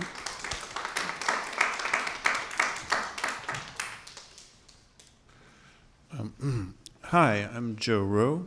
I'm a teacher in Portland Public Schools, and I want to start off, I'm looking at your shirt that says LCSW with the city logo on it. It makes me extremely happy to be here and hear everyone who spoke before me and look at the professionals up here, because when you see what our children go through in schools, they don't need police, they need social workers. And Portland Street Response should be responding to like 90% of the 911 calls by default. And that is a framing question. And the other framing question I think is helpful to speak to is that in my neighborhood where I've been 12 years, we have a neighbor, he was a teenager, and he has several diagnosed diseases, mental health diseases, that his dad has told us about. And the neighbors no longer call 911 because it is common knowledge in the city that if you call 911 on a family member, it's a good potential they'll be shot, and that's well documented, and or something else that doesn't involve them being shot. So when I called 911 once because things got bad, Street Response couldn't come because I was in the wrong neighborhood. The pilot wasn't in North Portland. And they couldn't come because of the time of the day, because he often has his breakdowns at 3 a.m. And they couldn't come because some of the words he was using, like he's bipolar and he has a lot of words that he uses. And because of the things he was saying, the 911 operator said, Street Response couldn't come, even if you were in the right neighborhood, even if it was 3 p.m., not 3 a.m. So to the framing questions, it should all be expanded, all of it. Everything should be expanded. And I think we need more events like this where the public, instead of getting on Nextdoor and ranting, sees empathy in each other. And I also think we had some very good norms of communication about what not to say. And in those norms, I didn't hear things that you couldn't say things like, I'm Joe and I volunteered 4 years. I volunteered twice for Joanne Hardesty to get her in office because she and other visionaries made things like PSR happen. So I'm not violating a norm by saying Joanne is certainly a hero, but everyone who volunteers for Joanne and everyone in this room is a hero, and we need to be heroes again because the current city council is killing Portland Street Response. And it may die on the table, but I feel like the new city council will resuscitate it.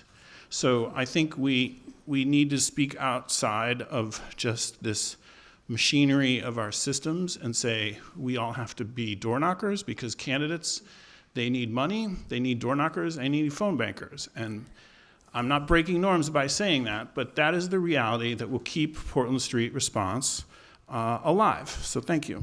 Thank you. And we have a Jim Lab who wants to make a comment or testimony.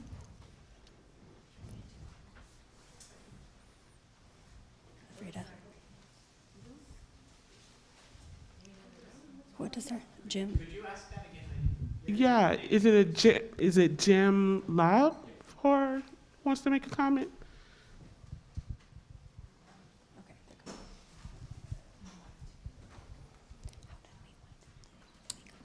Hi, good evening. I'm Jim Labby. I'm a North Portland resident, and I'm also a co-director at Participatory Budgeting Oregon. I wanted to just echo the praise for the Portland Street Response and the hard work on the streets that you are doing for the city and the future of our city. To to answer the first question, I guess, to speak to the first question about what PSR needs, I think one way of answering this is we really do need leadership on the City Council that will fully fund and expand the program over time. I'm a little concerned that the current but temporary budget situation in the city is going to lead to the kind of an austerity discussion that's going to pit popular programs against each other, like Portland's Street Response. As the representative from, I think it was from, was it Street Roots, or no, it was from Sisters of the Road, was talking about the abundance that is in the budget if we look comprehensively in areas that are very well resourced and I think over-resourced. Long term, I think the solution is we need to really democratize the budgeting process itself so that Portlanders have greater voice and vote in making these decisions. Because budgets are one of the primary ways governments exercise power. But access to that power is very uneven, and I think it shouldn't be such a struggle to fund this program, and it wouldn't be such a struggle if we had more participatory forms of budgeting. We are offering one solution that we hope to take to the voters this November, is actually to finally bring participatory budgeting to Portland. I would say it's not the only, it shouldn't be relied on to fund things like Portland's Response. That should be funded by the City Council, but it's another tool for us to bring greater transparency, accountability, and equity over these budget decisions over time. And if anyone would like to sign our petition, I'll be here afterwards tonight. Thank you.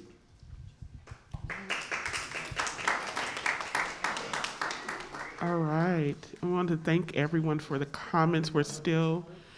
We're definitely still doing comments. I just want to remind folks that there are some folks who want to speak again. We're still prioritizing those who have not spoken, and then we will get to those who are virtually, your hands are raised, and those in person who maybe want to speak a second time. So yes, go right ahead. Hello, my name is Tara Hirschberger.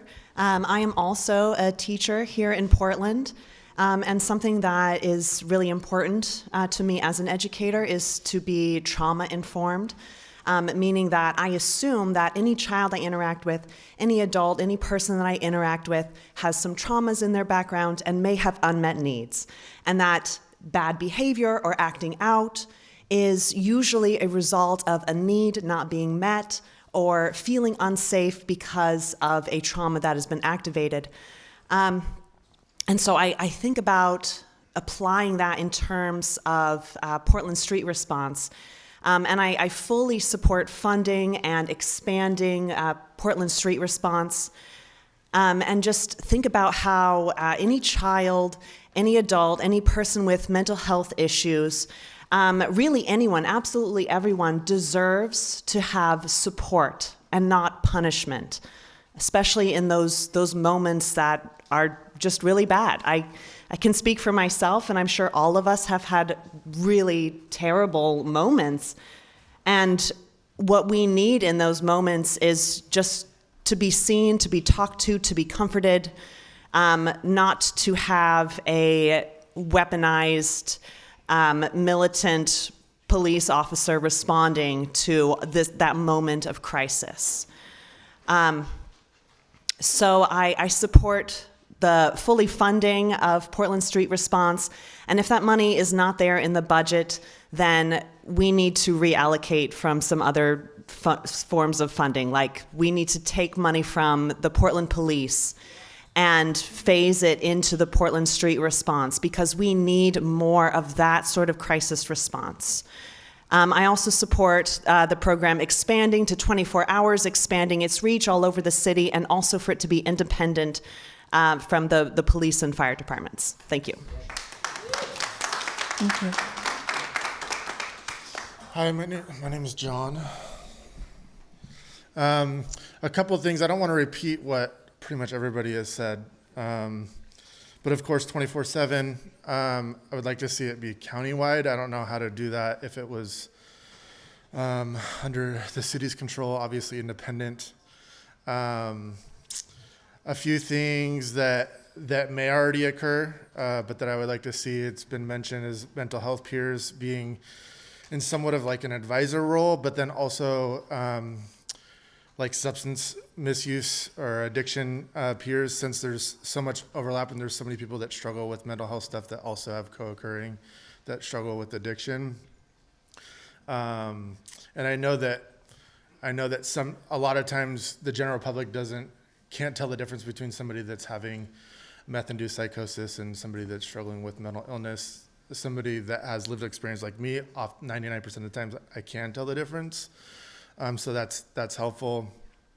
I think the thing that either hasn't been mentioned or has only been mentioned by one person is, and it kind of ties in with this idea that was mentioned by one of the previous speakers around our budget, about democratizing the budget process. More so is what's frustrating is that we see year after year, we will run into these situations where 90+% of the population goes to the city and they testify on one side, and then the city will vote the opposite. And that very much shows that the city has already made their decision and they don't care what the people say. And that happens with the budget, and that happens specifically with the police budget. It happens with the police union contract all the time. And so I wanted to focus on the police union. There's somebody that spoke previously about how a majority of the police that they interact with don't say that they don't want to be interacting with people in crisis. But what we see is that the police union continues to have things in their contract that gives them more power. They don't want to let go of any power. They don't want to let go of any money. They don't want to give any power to any other agency if it's going to take their duties away or their control. And so having more say in the police union contract and getting rid of the things in the police union contract that prevent PSR from doing more work. I guess the one other thing is around, of course, PSR should be able to go inside. The weapons thing, I don't know what the current policy specifically is, but my suggestion would be that we make a differentiation between somebody that's possessing a weapon or maybe like had some issue around a weapon, and then people that are currently menacing or brandishing weapons. I feel like those are kind of two different things, because a lot of times people on the streets, they have to carry weapons. Like, it's just so dangerous. So like just the fact that they have a weapon is not a reason to send police in. So thank you. That's it.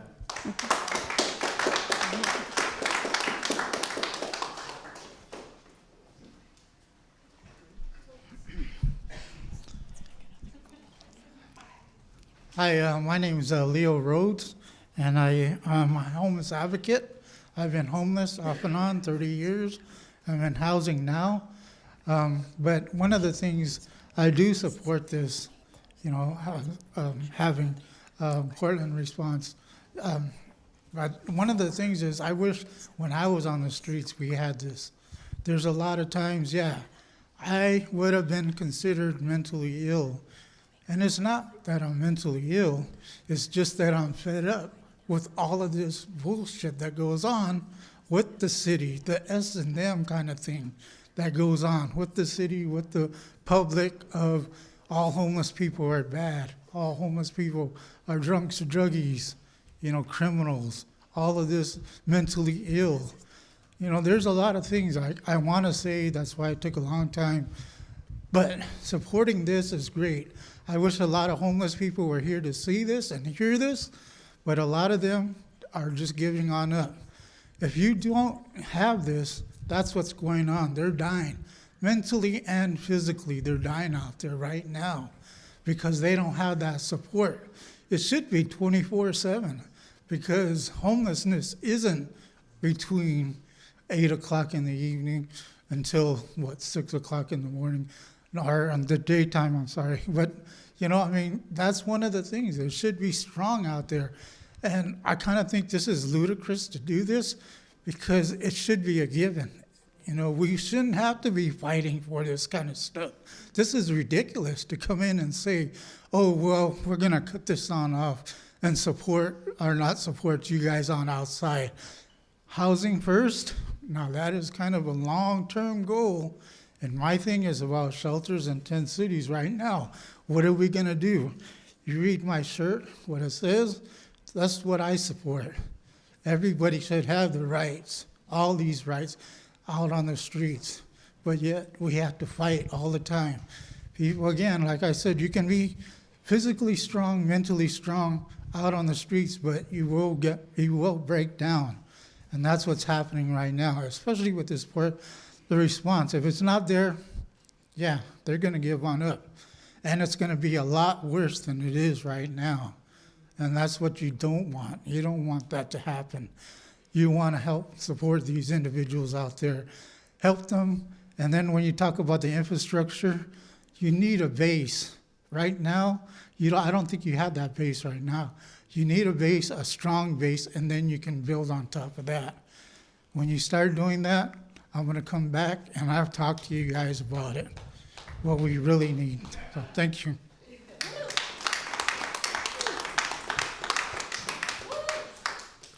All right, so at this time, we're gonna go ahead and, oh, yes. Hi again, Jackie Yerby, Friends of Portland Street Response. Totally appreciate the last comment, and I should say I am not, I'm not out on going on calls on Portland Street Response. I do see them responding to calls occasionally, and I want to be like, hey, great job, but they're busy, so I'm gonna leave them alone, let them do what they're there to do. And I do follow a lot of comments that people are making about Portland Street Response. And a concern that I have, and I've not consulted with Lila, but a concern that I have is that people are looking at Portland Street Response to fix houselessness. To fix, you're shaking your head, but I'm just comments, a lot of comments that I've seen over the past few months is we do have a houseless crisis. We do have an overdose crisis. And there are times when I see it feels like there's this expectation that Portland Street Response is supposed to fix it. And the fact that it isn't fixed is somehow blamed on Portland Street Response. Again, I've not consulted with Lila at all. This is my perspective based on what I don't think is very well-informed comments. And I think it's really important to manage expectations about the amazing work that Portland Street Response is doing. And they work with houseless people and they work with housed people. And it's a really important part of the I'd say, insufficient continuum that we have to address our housing crisis and our mental health crisis. But it's one piece of many, many, many pieces that need to be in place. And so I just don't want to be like, hey, Portland Street Response, can you fix what's happening on our streets? I just felt that was really important to say.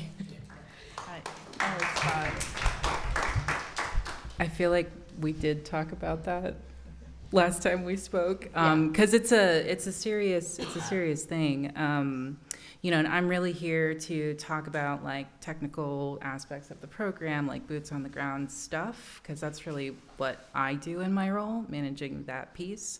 But it bears taking a pause and really mulling it over how a lot of this discordance, this sort of conflict, this disagreement that is it doesn't make sense to anyone sitting in this room, it doesn't make sense to my responders, it doesn't make sense to the folks that we serve.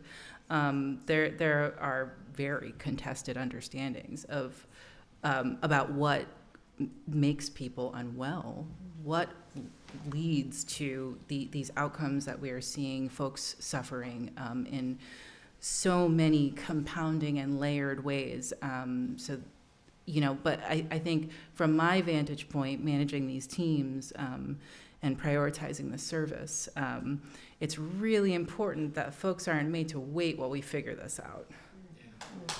So I will add that. Yes, we did talk about that. Okay. Well, we didn't talk about it right before. Yeah, thank you for addressing that and saying those things.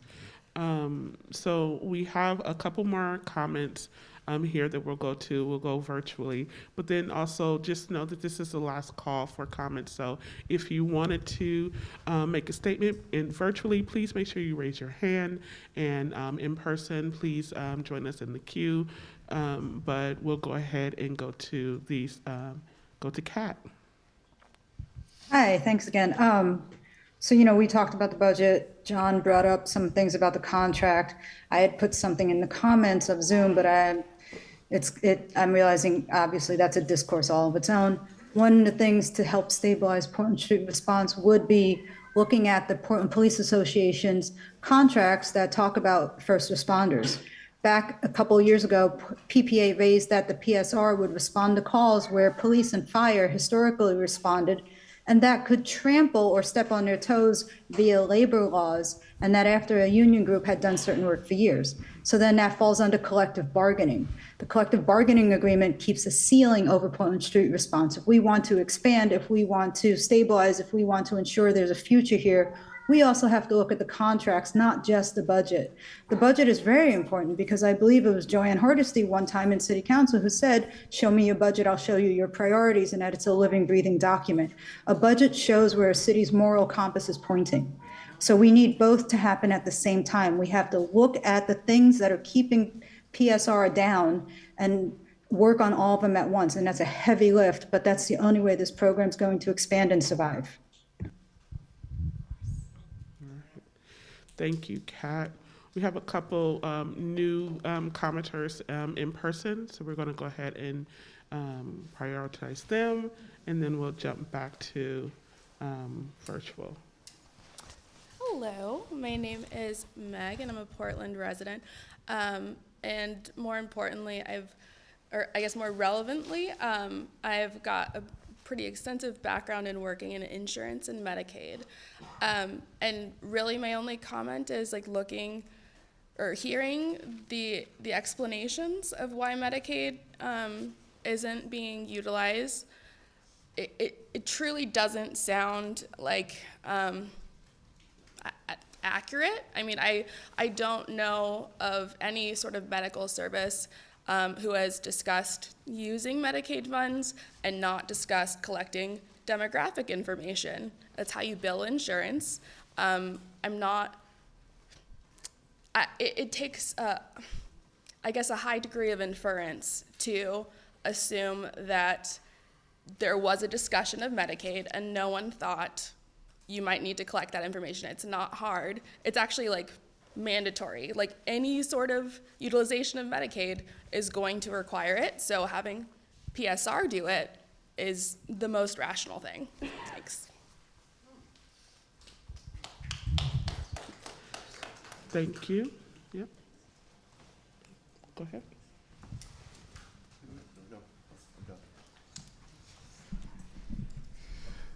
Hey everyone, my name is Spencer Trum and I'm a community organizer. I live in inner southeast Portland. I've been a community organizer for 5 years and I've lived in Portland for about 13 and a half and I've seen a lot. I want to reiterate what some folks have been saying about how we need to make sure that Portland Street Response is able to enter indoors when situations call for it. In fact, I think they should be proactively forming relationships with business owners and neighbors at the forefront of situations where Portland Street Response services are most needed. As an organizer, I can tell you firsthand that when you're facing adversity, it's relationships that make the real difference. And we don't just need them inside and outside, but 24/7, because any crisis worth addressing is even more worth addressing at 3 o'clock in the morning, am I right? Folks, there's been a multi-year, highly organized campaign to blame poor and vulnerable people for every last thing that goes wrong in Portland. The credulous reporting by some of our local news media doesn't help, and the bile spewed by comment section dwellers and local social media influencers borders on incitement. I think we're better than that, but we gotta prove it. I want you all to think back to 2020. We helped each other a lot that year, and whether you were marching for justice in the streets or gathering groceries for elders, at a grocery store, or working on the front lines in healthcare, or just staying home when you were sick or things were just too hot with COVID, you were looking out for your neighbors. That's the Portland that showed the world its very best. So now we're at a decision point. Are we going to follow our data, our hearts, and just good common sense to support poor and sick and vulnerable people, our neighbors, by giving Portland Street Response the funding and stability it needs to serve them? Or are we going to give in to the compassion fatigue and the bullies and snobs who benefit from that? It's time to make a choice, so make me proud, Portland.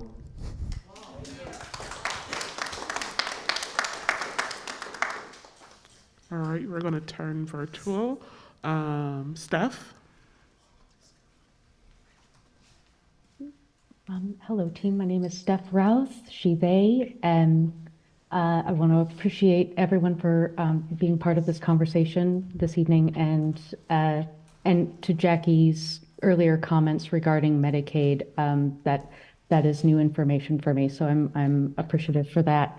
I'm a Lents resident. We were the pilot neighborhood for Portland Street Response, and when we learned this past summer that Portland Street Response was going through some difficulty in terms of funding and going to 24/7, as was decided on, that was where we wanted to go, and we do, and I do, to go to 24/7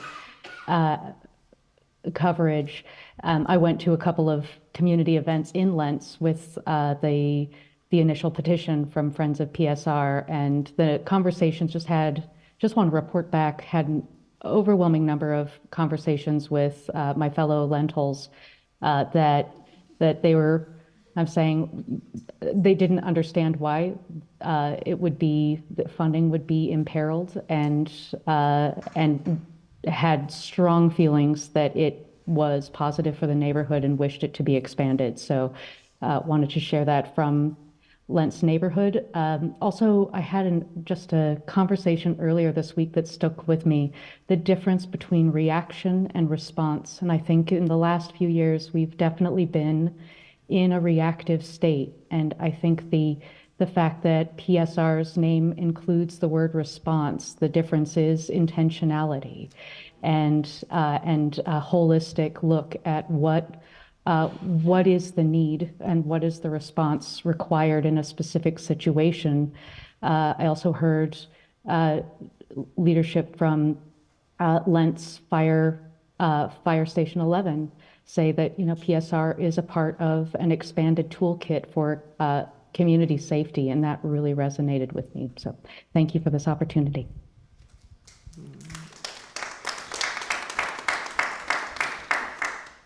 Thank you, Steph. Byron? Thank you, Frida. I guess this is more pertaining question towards Layla and Elizabeth and Jackie. Could you elaborate on thinking of PSR when it started? It was kind of like they would sit down with the people who are homeless if they came across somebody, and sit there if they could, theoretically speaking, for a few hours to get to know this person, and then try to build a relationship to bring them back to the same spot later on. And that in due time, it would draw the homeless people who are needing these services. It could draw the people out that didn't want to go to a shelter or didn't want to be put into a camping place or something like. Could you ladies elaborate on, am I going in the right direction with that? And just to have that on record.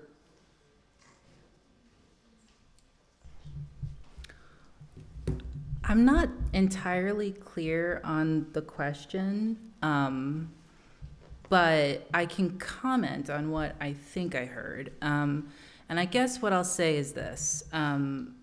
Everybody is very, very curious about the perfect formula for incident resolution for these calls. And I guess we are too. But the fact is that humans are complicated when they're like having a great day. And when they're in crisis, it's infinitely more complicated. So that said, we do tend to structure our responses. We want to approach and engage, try to de-escalate, and often we do so through the distribution of some basic needs supplies. And we work with the folks to, see what, like, we've heard so many comments, just talking about the value of this. We get curious about what they want, what they need, what their experiences are, to really find and work together on a plan towards restoration. And sometimes that includes service connection, warm handoffs to partner orgs, whatever it might look like. It's individualized. And then we, part of our model is also following up with the individual to make sure that they are able to maintain stability in the community. So that's like the basic framework of what PSR first response and the aftercare piece really is. Byron, I don't know if that answers your questions. I could definitely say a little bit more about that. No, that was fine, because what I'm trying to bring out is that PSR, from a moral stance, we can bring people out that it's not ready yet. PSR was somebody that would sit down and get to know this person, to build a relationship with him as much as they could. We understand all the other things that are going on inside and outside the job. That goes without saying. Yeah. Yet from your working standpoint and why you're here and why you do this is to draw out the people who don't want to go to shelters, who are not ready to go into tents, or who love tents, but are scared to ask for anything or don't have any trust. And PSR is that conduit to these people. And say if you drive and you hang out somewhere on 57th and whatever, and you could draw a few people from in there, and then you move on to not to the point where you draw so many where they start hanging around and then start bothering the neighbors and things of that type of thing. So that's what my whole piece is about. And I just wanted you guys to elaborate more on, PSR and not necessarily this budget fight that we're hearing. Yeah, I apologize to the facilitators here. I know that I'm not supposed to delve into a back and forth exactly, but I just really appreciate the question and the curiosity, Byron. There's so much in there and in our approach that really is worth taking a moment just to kind of like unpack it a little bit. As much as it's kind of insufferable to answer a question with a question, I have to just pose it to everyone who's in attendance, who's here, virtual. What does it feel like to be treated like you're a problem? What does that feel like? Does that actually like point you in any discernible fashion in the direction of your own recovery? Actually, no. Yeah. So the value of having this multidisciplinary team, a peer integrated multidisciplinary team, that is able to be present with a human in a dignified and compassionate, trauma-informed way cannot be overstated. So that's the one piece that I just really wanted to take a moment to sort of share about. And the other thing is, lots of folks have an understanding or a picture in their head about like what a successful resolution is. And definitely that involves, getting someone to shelter. And I just wanted to take a moment to uplift, I did engage my staff just ahead of this event. Even though I started as a responder and have that boots on the ground experience myself, I really value their experiences and perspectives and wanted to make sure that I was able to represent them faithfully here tonight. And they felt it was very important to really highlight and uplift the fact that there are many, many barriers to folks being willing to really go to a congregate shelter setting. I mean, for folks who have serious mental illness, for folks who are experiencing extreme states, perhaps they are, experiencing internal they're having, psychotic experiences or have trauma. These congregate shelter settings, there are lots of barriers in place to folks wanting to actually select into those resources. And I just kind of wanted to flag that. It's really important as we engage in this conversation to get really curious about the human and what it really takes to to meet folks where they're at, what that means. It doesn't mean a neat, tidy incident resolution today, right now. It may not. And to the extent that we want to bring folks who are on the margins in with us, we need to take the time. That's why we take the time on scene.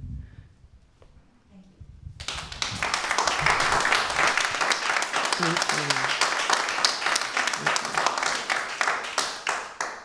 All right, we have public comment.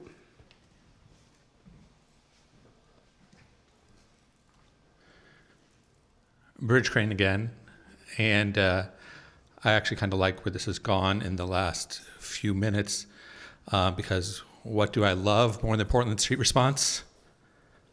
I love successful outcomes.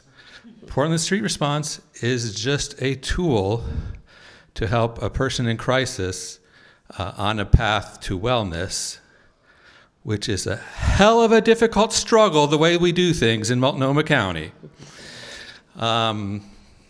Because the phrasing that was just used, there's an incident that Portland Street Response responds to. Of course, they're holistic and peer integrated, so they're also responding to a person. But while we're fighting to use the best tool and keep that tool, Portland Street Response, fully funded and growing so that less people die, we also have to listen to the Portland Street Response teams talk about where the roughest edges are about handoffs and service integrations. And I think there was a little talk about demographics and data. I hope there'll be more public involvement so we know more things about how often do we think of Portland Street Response as a resolution that doesn't involve going to Unity versus one that does. Having left Unity more than once in my life, the handoffs have been okay, and that there usually was not a justice system adjacent outcome. But if we don't grow, not just save, but grow Portland Street Response, we're going to pay for it in other places. It's maybe even appropriate to speak of that in a threatening manner, because we know that in addition to not having a very hard time funding Portland Street Response, Oregon has a very hard time funding public defender services. And if we want people to adopt non-harmful behaviors, we have to invest in positive interventions like Portland Street Response. And we also need to fund public defenders so that people who do get caught up in justice system adjacent cases can have the access to a rich resource. And we also need to get away from a place where there's a different palette or menu of what's available to criminalized people and non-criminalized people. We just need to work towards wellness with a fully funded street response and a plan to grow the capacity for Portland Street Response. Thank you. Thank you. Thank you. So much deep appreciation to all the comments tonight. That was our final public comment. At this time, we're going to turn to the panelists and see if anyone has any final comments. I'll just quickly say thank you so much to everyone who showed up tonight, whether it was online, whether it was in this room, for everyone who raised their voice, who made their position known in this public space, and with all of these people who I think are truly invested in trying to find solutions that serve the community. So thank you so much for everything. I don't get to be a decision maker. I'm not an elected official, but I can promise you that I will be one of the voices in the room any chance I get that is always trying to raise up the work that Portland Street Response does, and working with these teams to bring success in whatever way I can. But thank you all for your feedback and for your input. It matters deeply.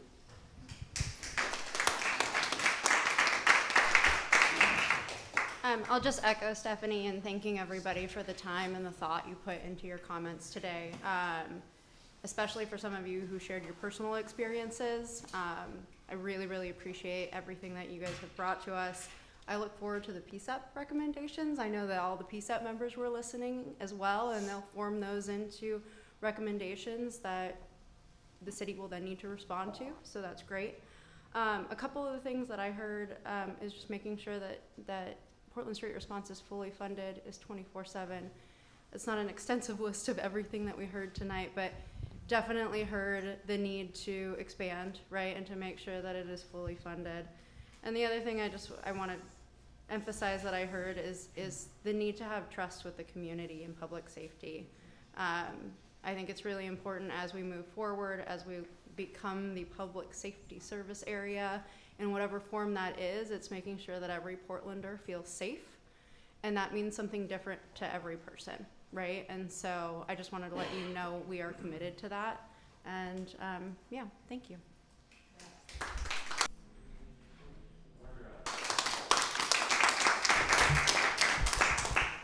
Just echoing in the thanks. Thank you very much.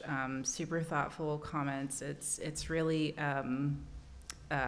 life-giving.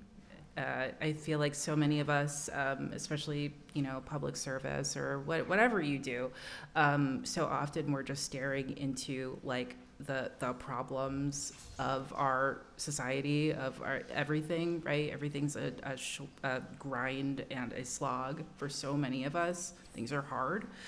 And where do we have an opportunity to lean into vision? Where do we have an opportunity to lean into hope and something different? Anything to disrupt the spiral of doom. So thank you for the seat at the table. Thank you for the opportunity. Thank you for dreaming of this alongside with us. Thanks.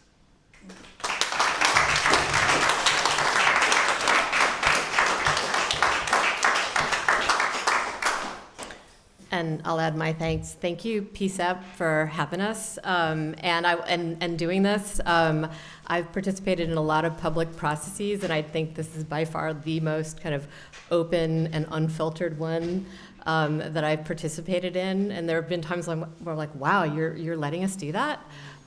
So thank you. And thank you, community members. Thank you to the 12,000 people who've signed the Friends of Portland Street Response petition. Like I said, we're going to be involved in the public hearings. We're going to keep the pressure on this council, as well as working with people who are running for council to make sure that they're on board with ensuring that Portland Street Response is fully funded, fully resourced, and that we are getting out of their way in letting them do the important, incredibly valuable work that they're doing. And so finally, I want to say, thank you to Portland Street Response. It is hard work.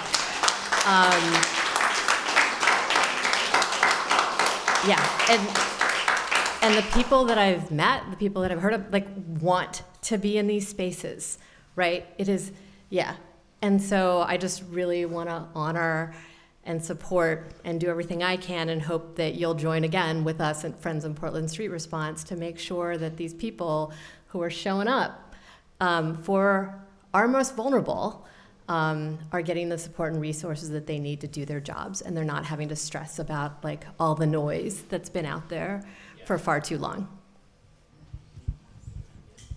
Thank you, panelists, and thanks everyone for your public testimony. We're going to pass it over to Ashley, the co-chair of PCCEP, to share what's next. Yes, thank you. Can you hear me okay? Yes, we can. Great. All right. Well, yes, thank you to everyone who was here, all our panelists, all the PCCEP members who were there tonight, and the staff who helped put together this great event. I'm again really bummed I couldn't be there in person, but I was able to get away for some spring break fun with my family. And so, next steps. So as you all know, we've mentioned a couple times, the purpose of this event was to hear community input that will inform a recommendation that we will be sending to the mayor's office. And the aim is to get that before they do any budget decision making.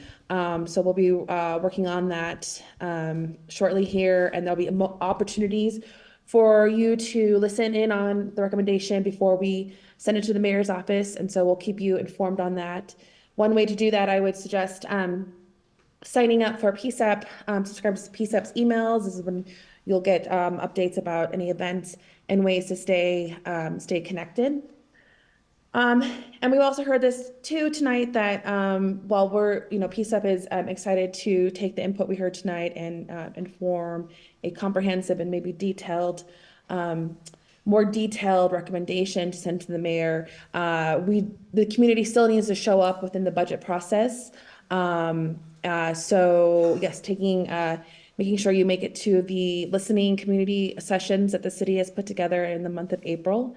It also suggests, I just put the link in the chat as well, to subscribe to city and council agendas, so that as we get to May, you can keep up to date on when to join a council meeting to provide more testimony.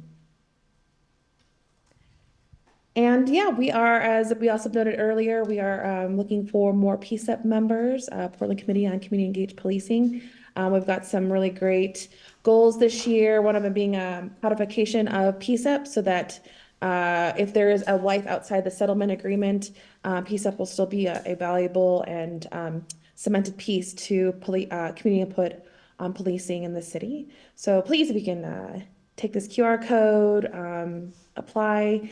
And I know there was just a listening session for PCCEP, so we can send out more information for any other future opportunities like that. And then other ways to stay involved with PCCEP, always you can email us with any suggestions.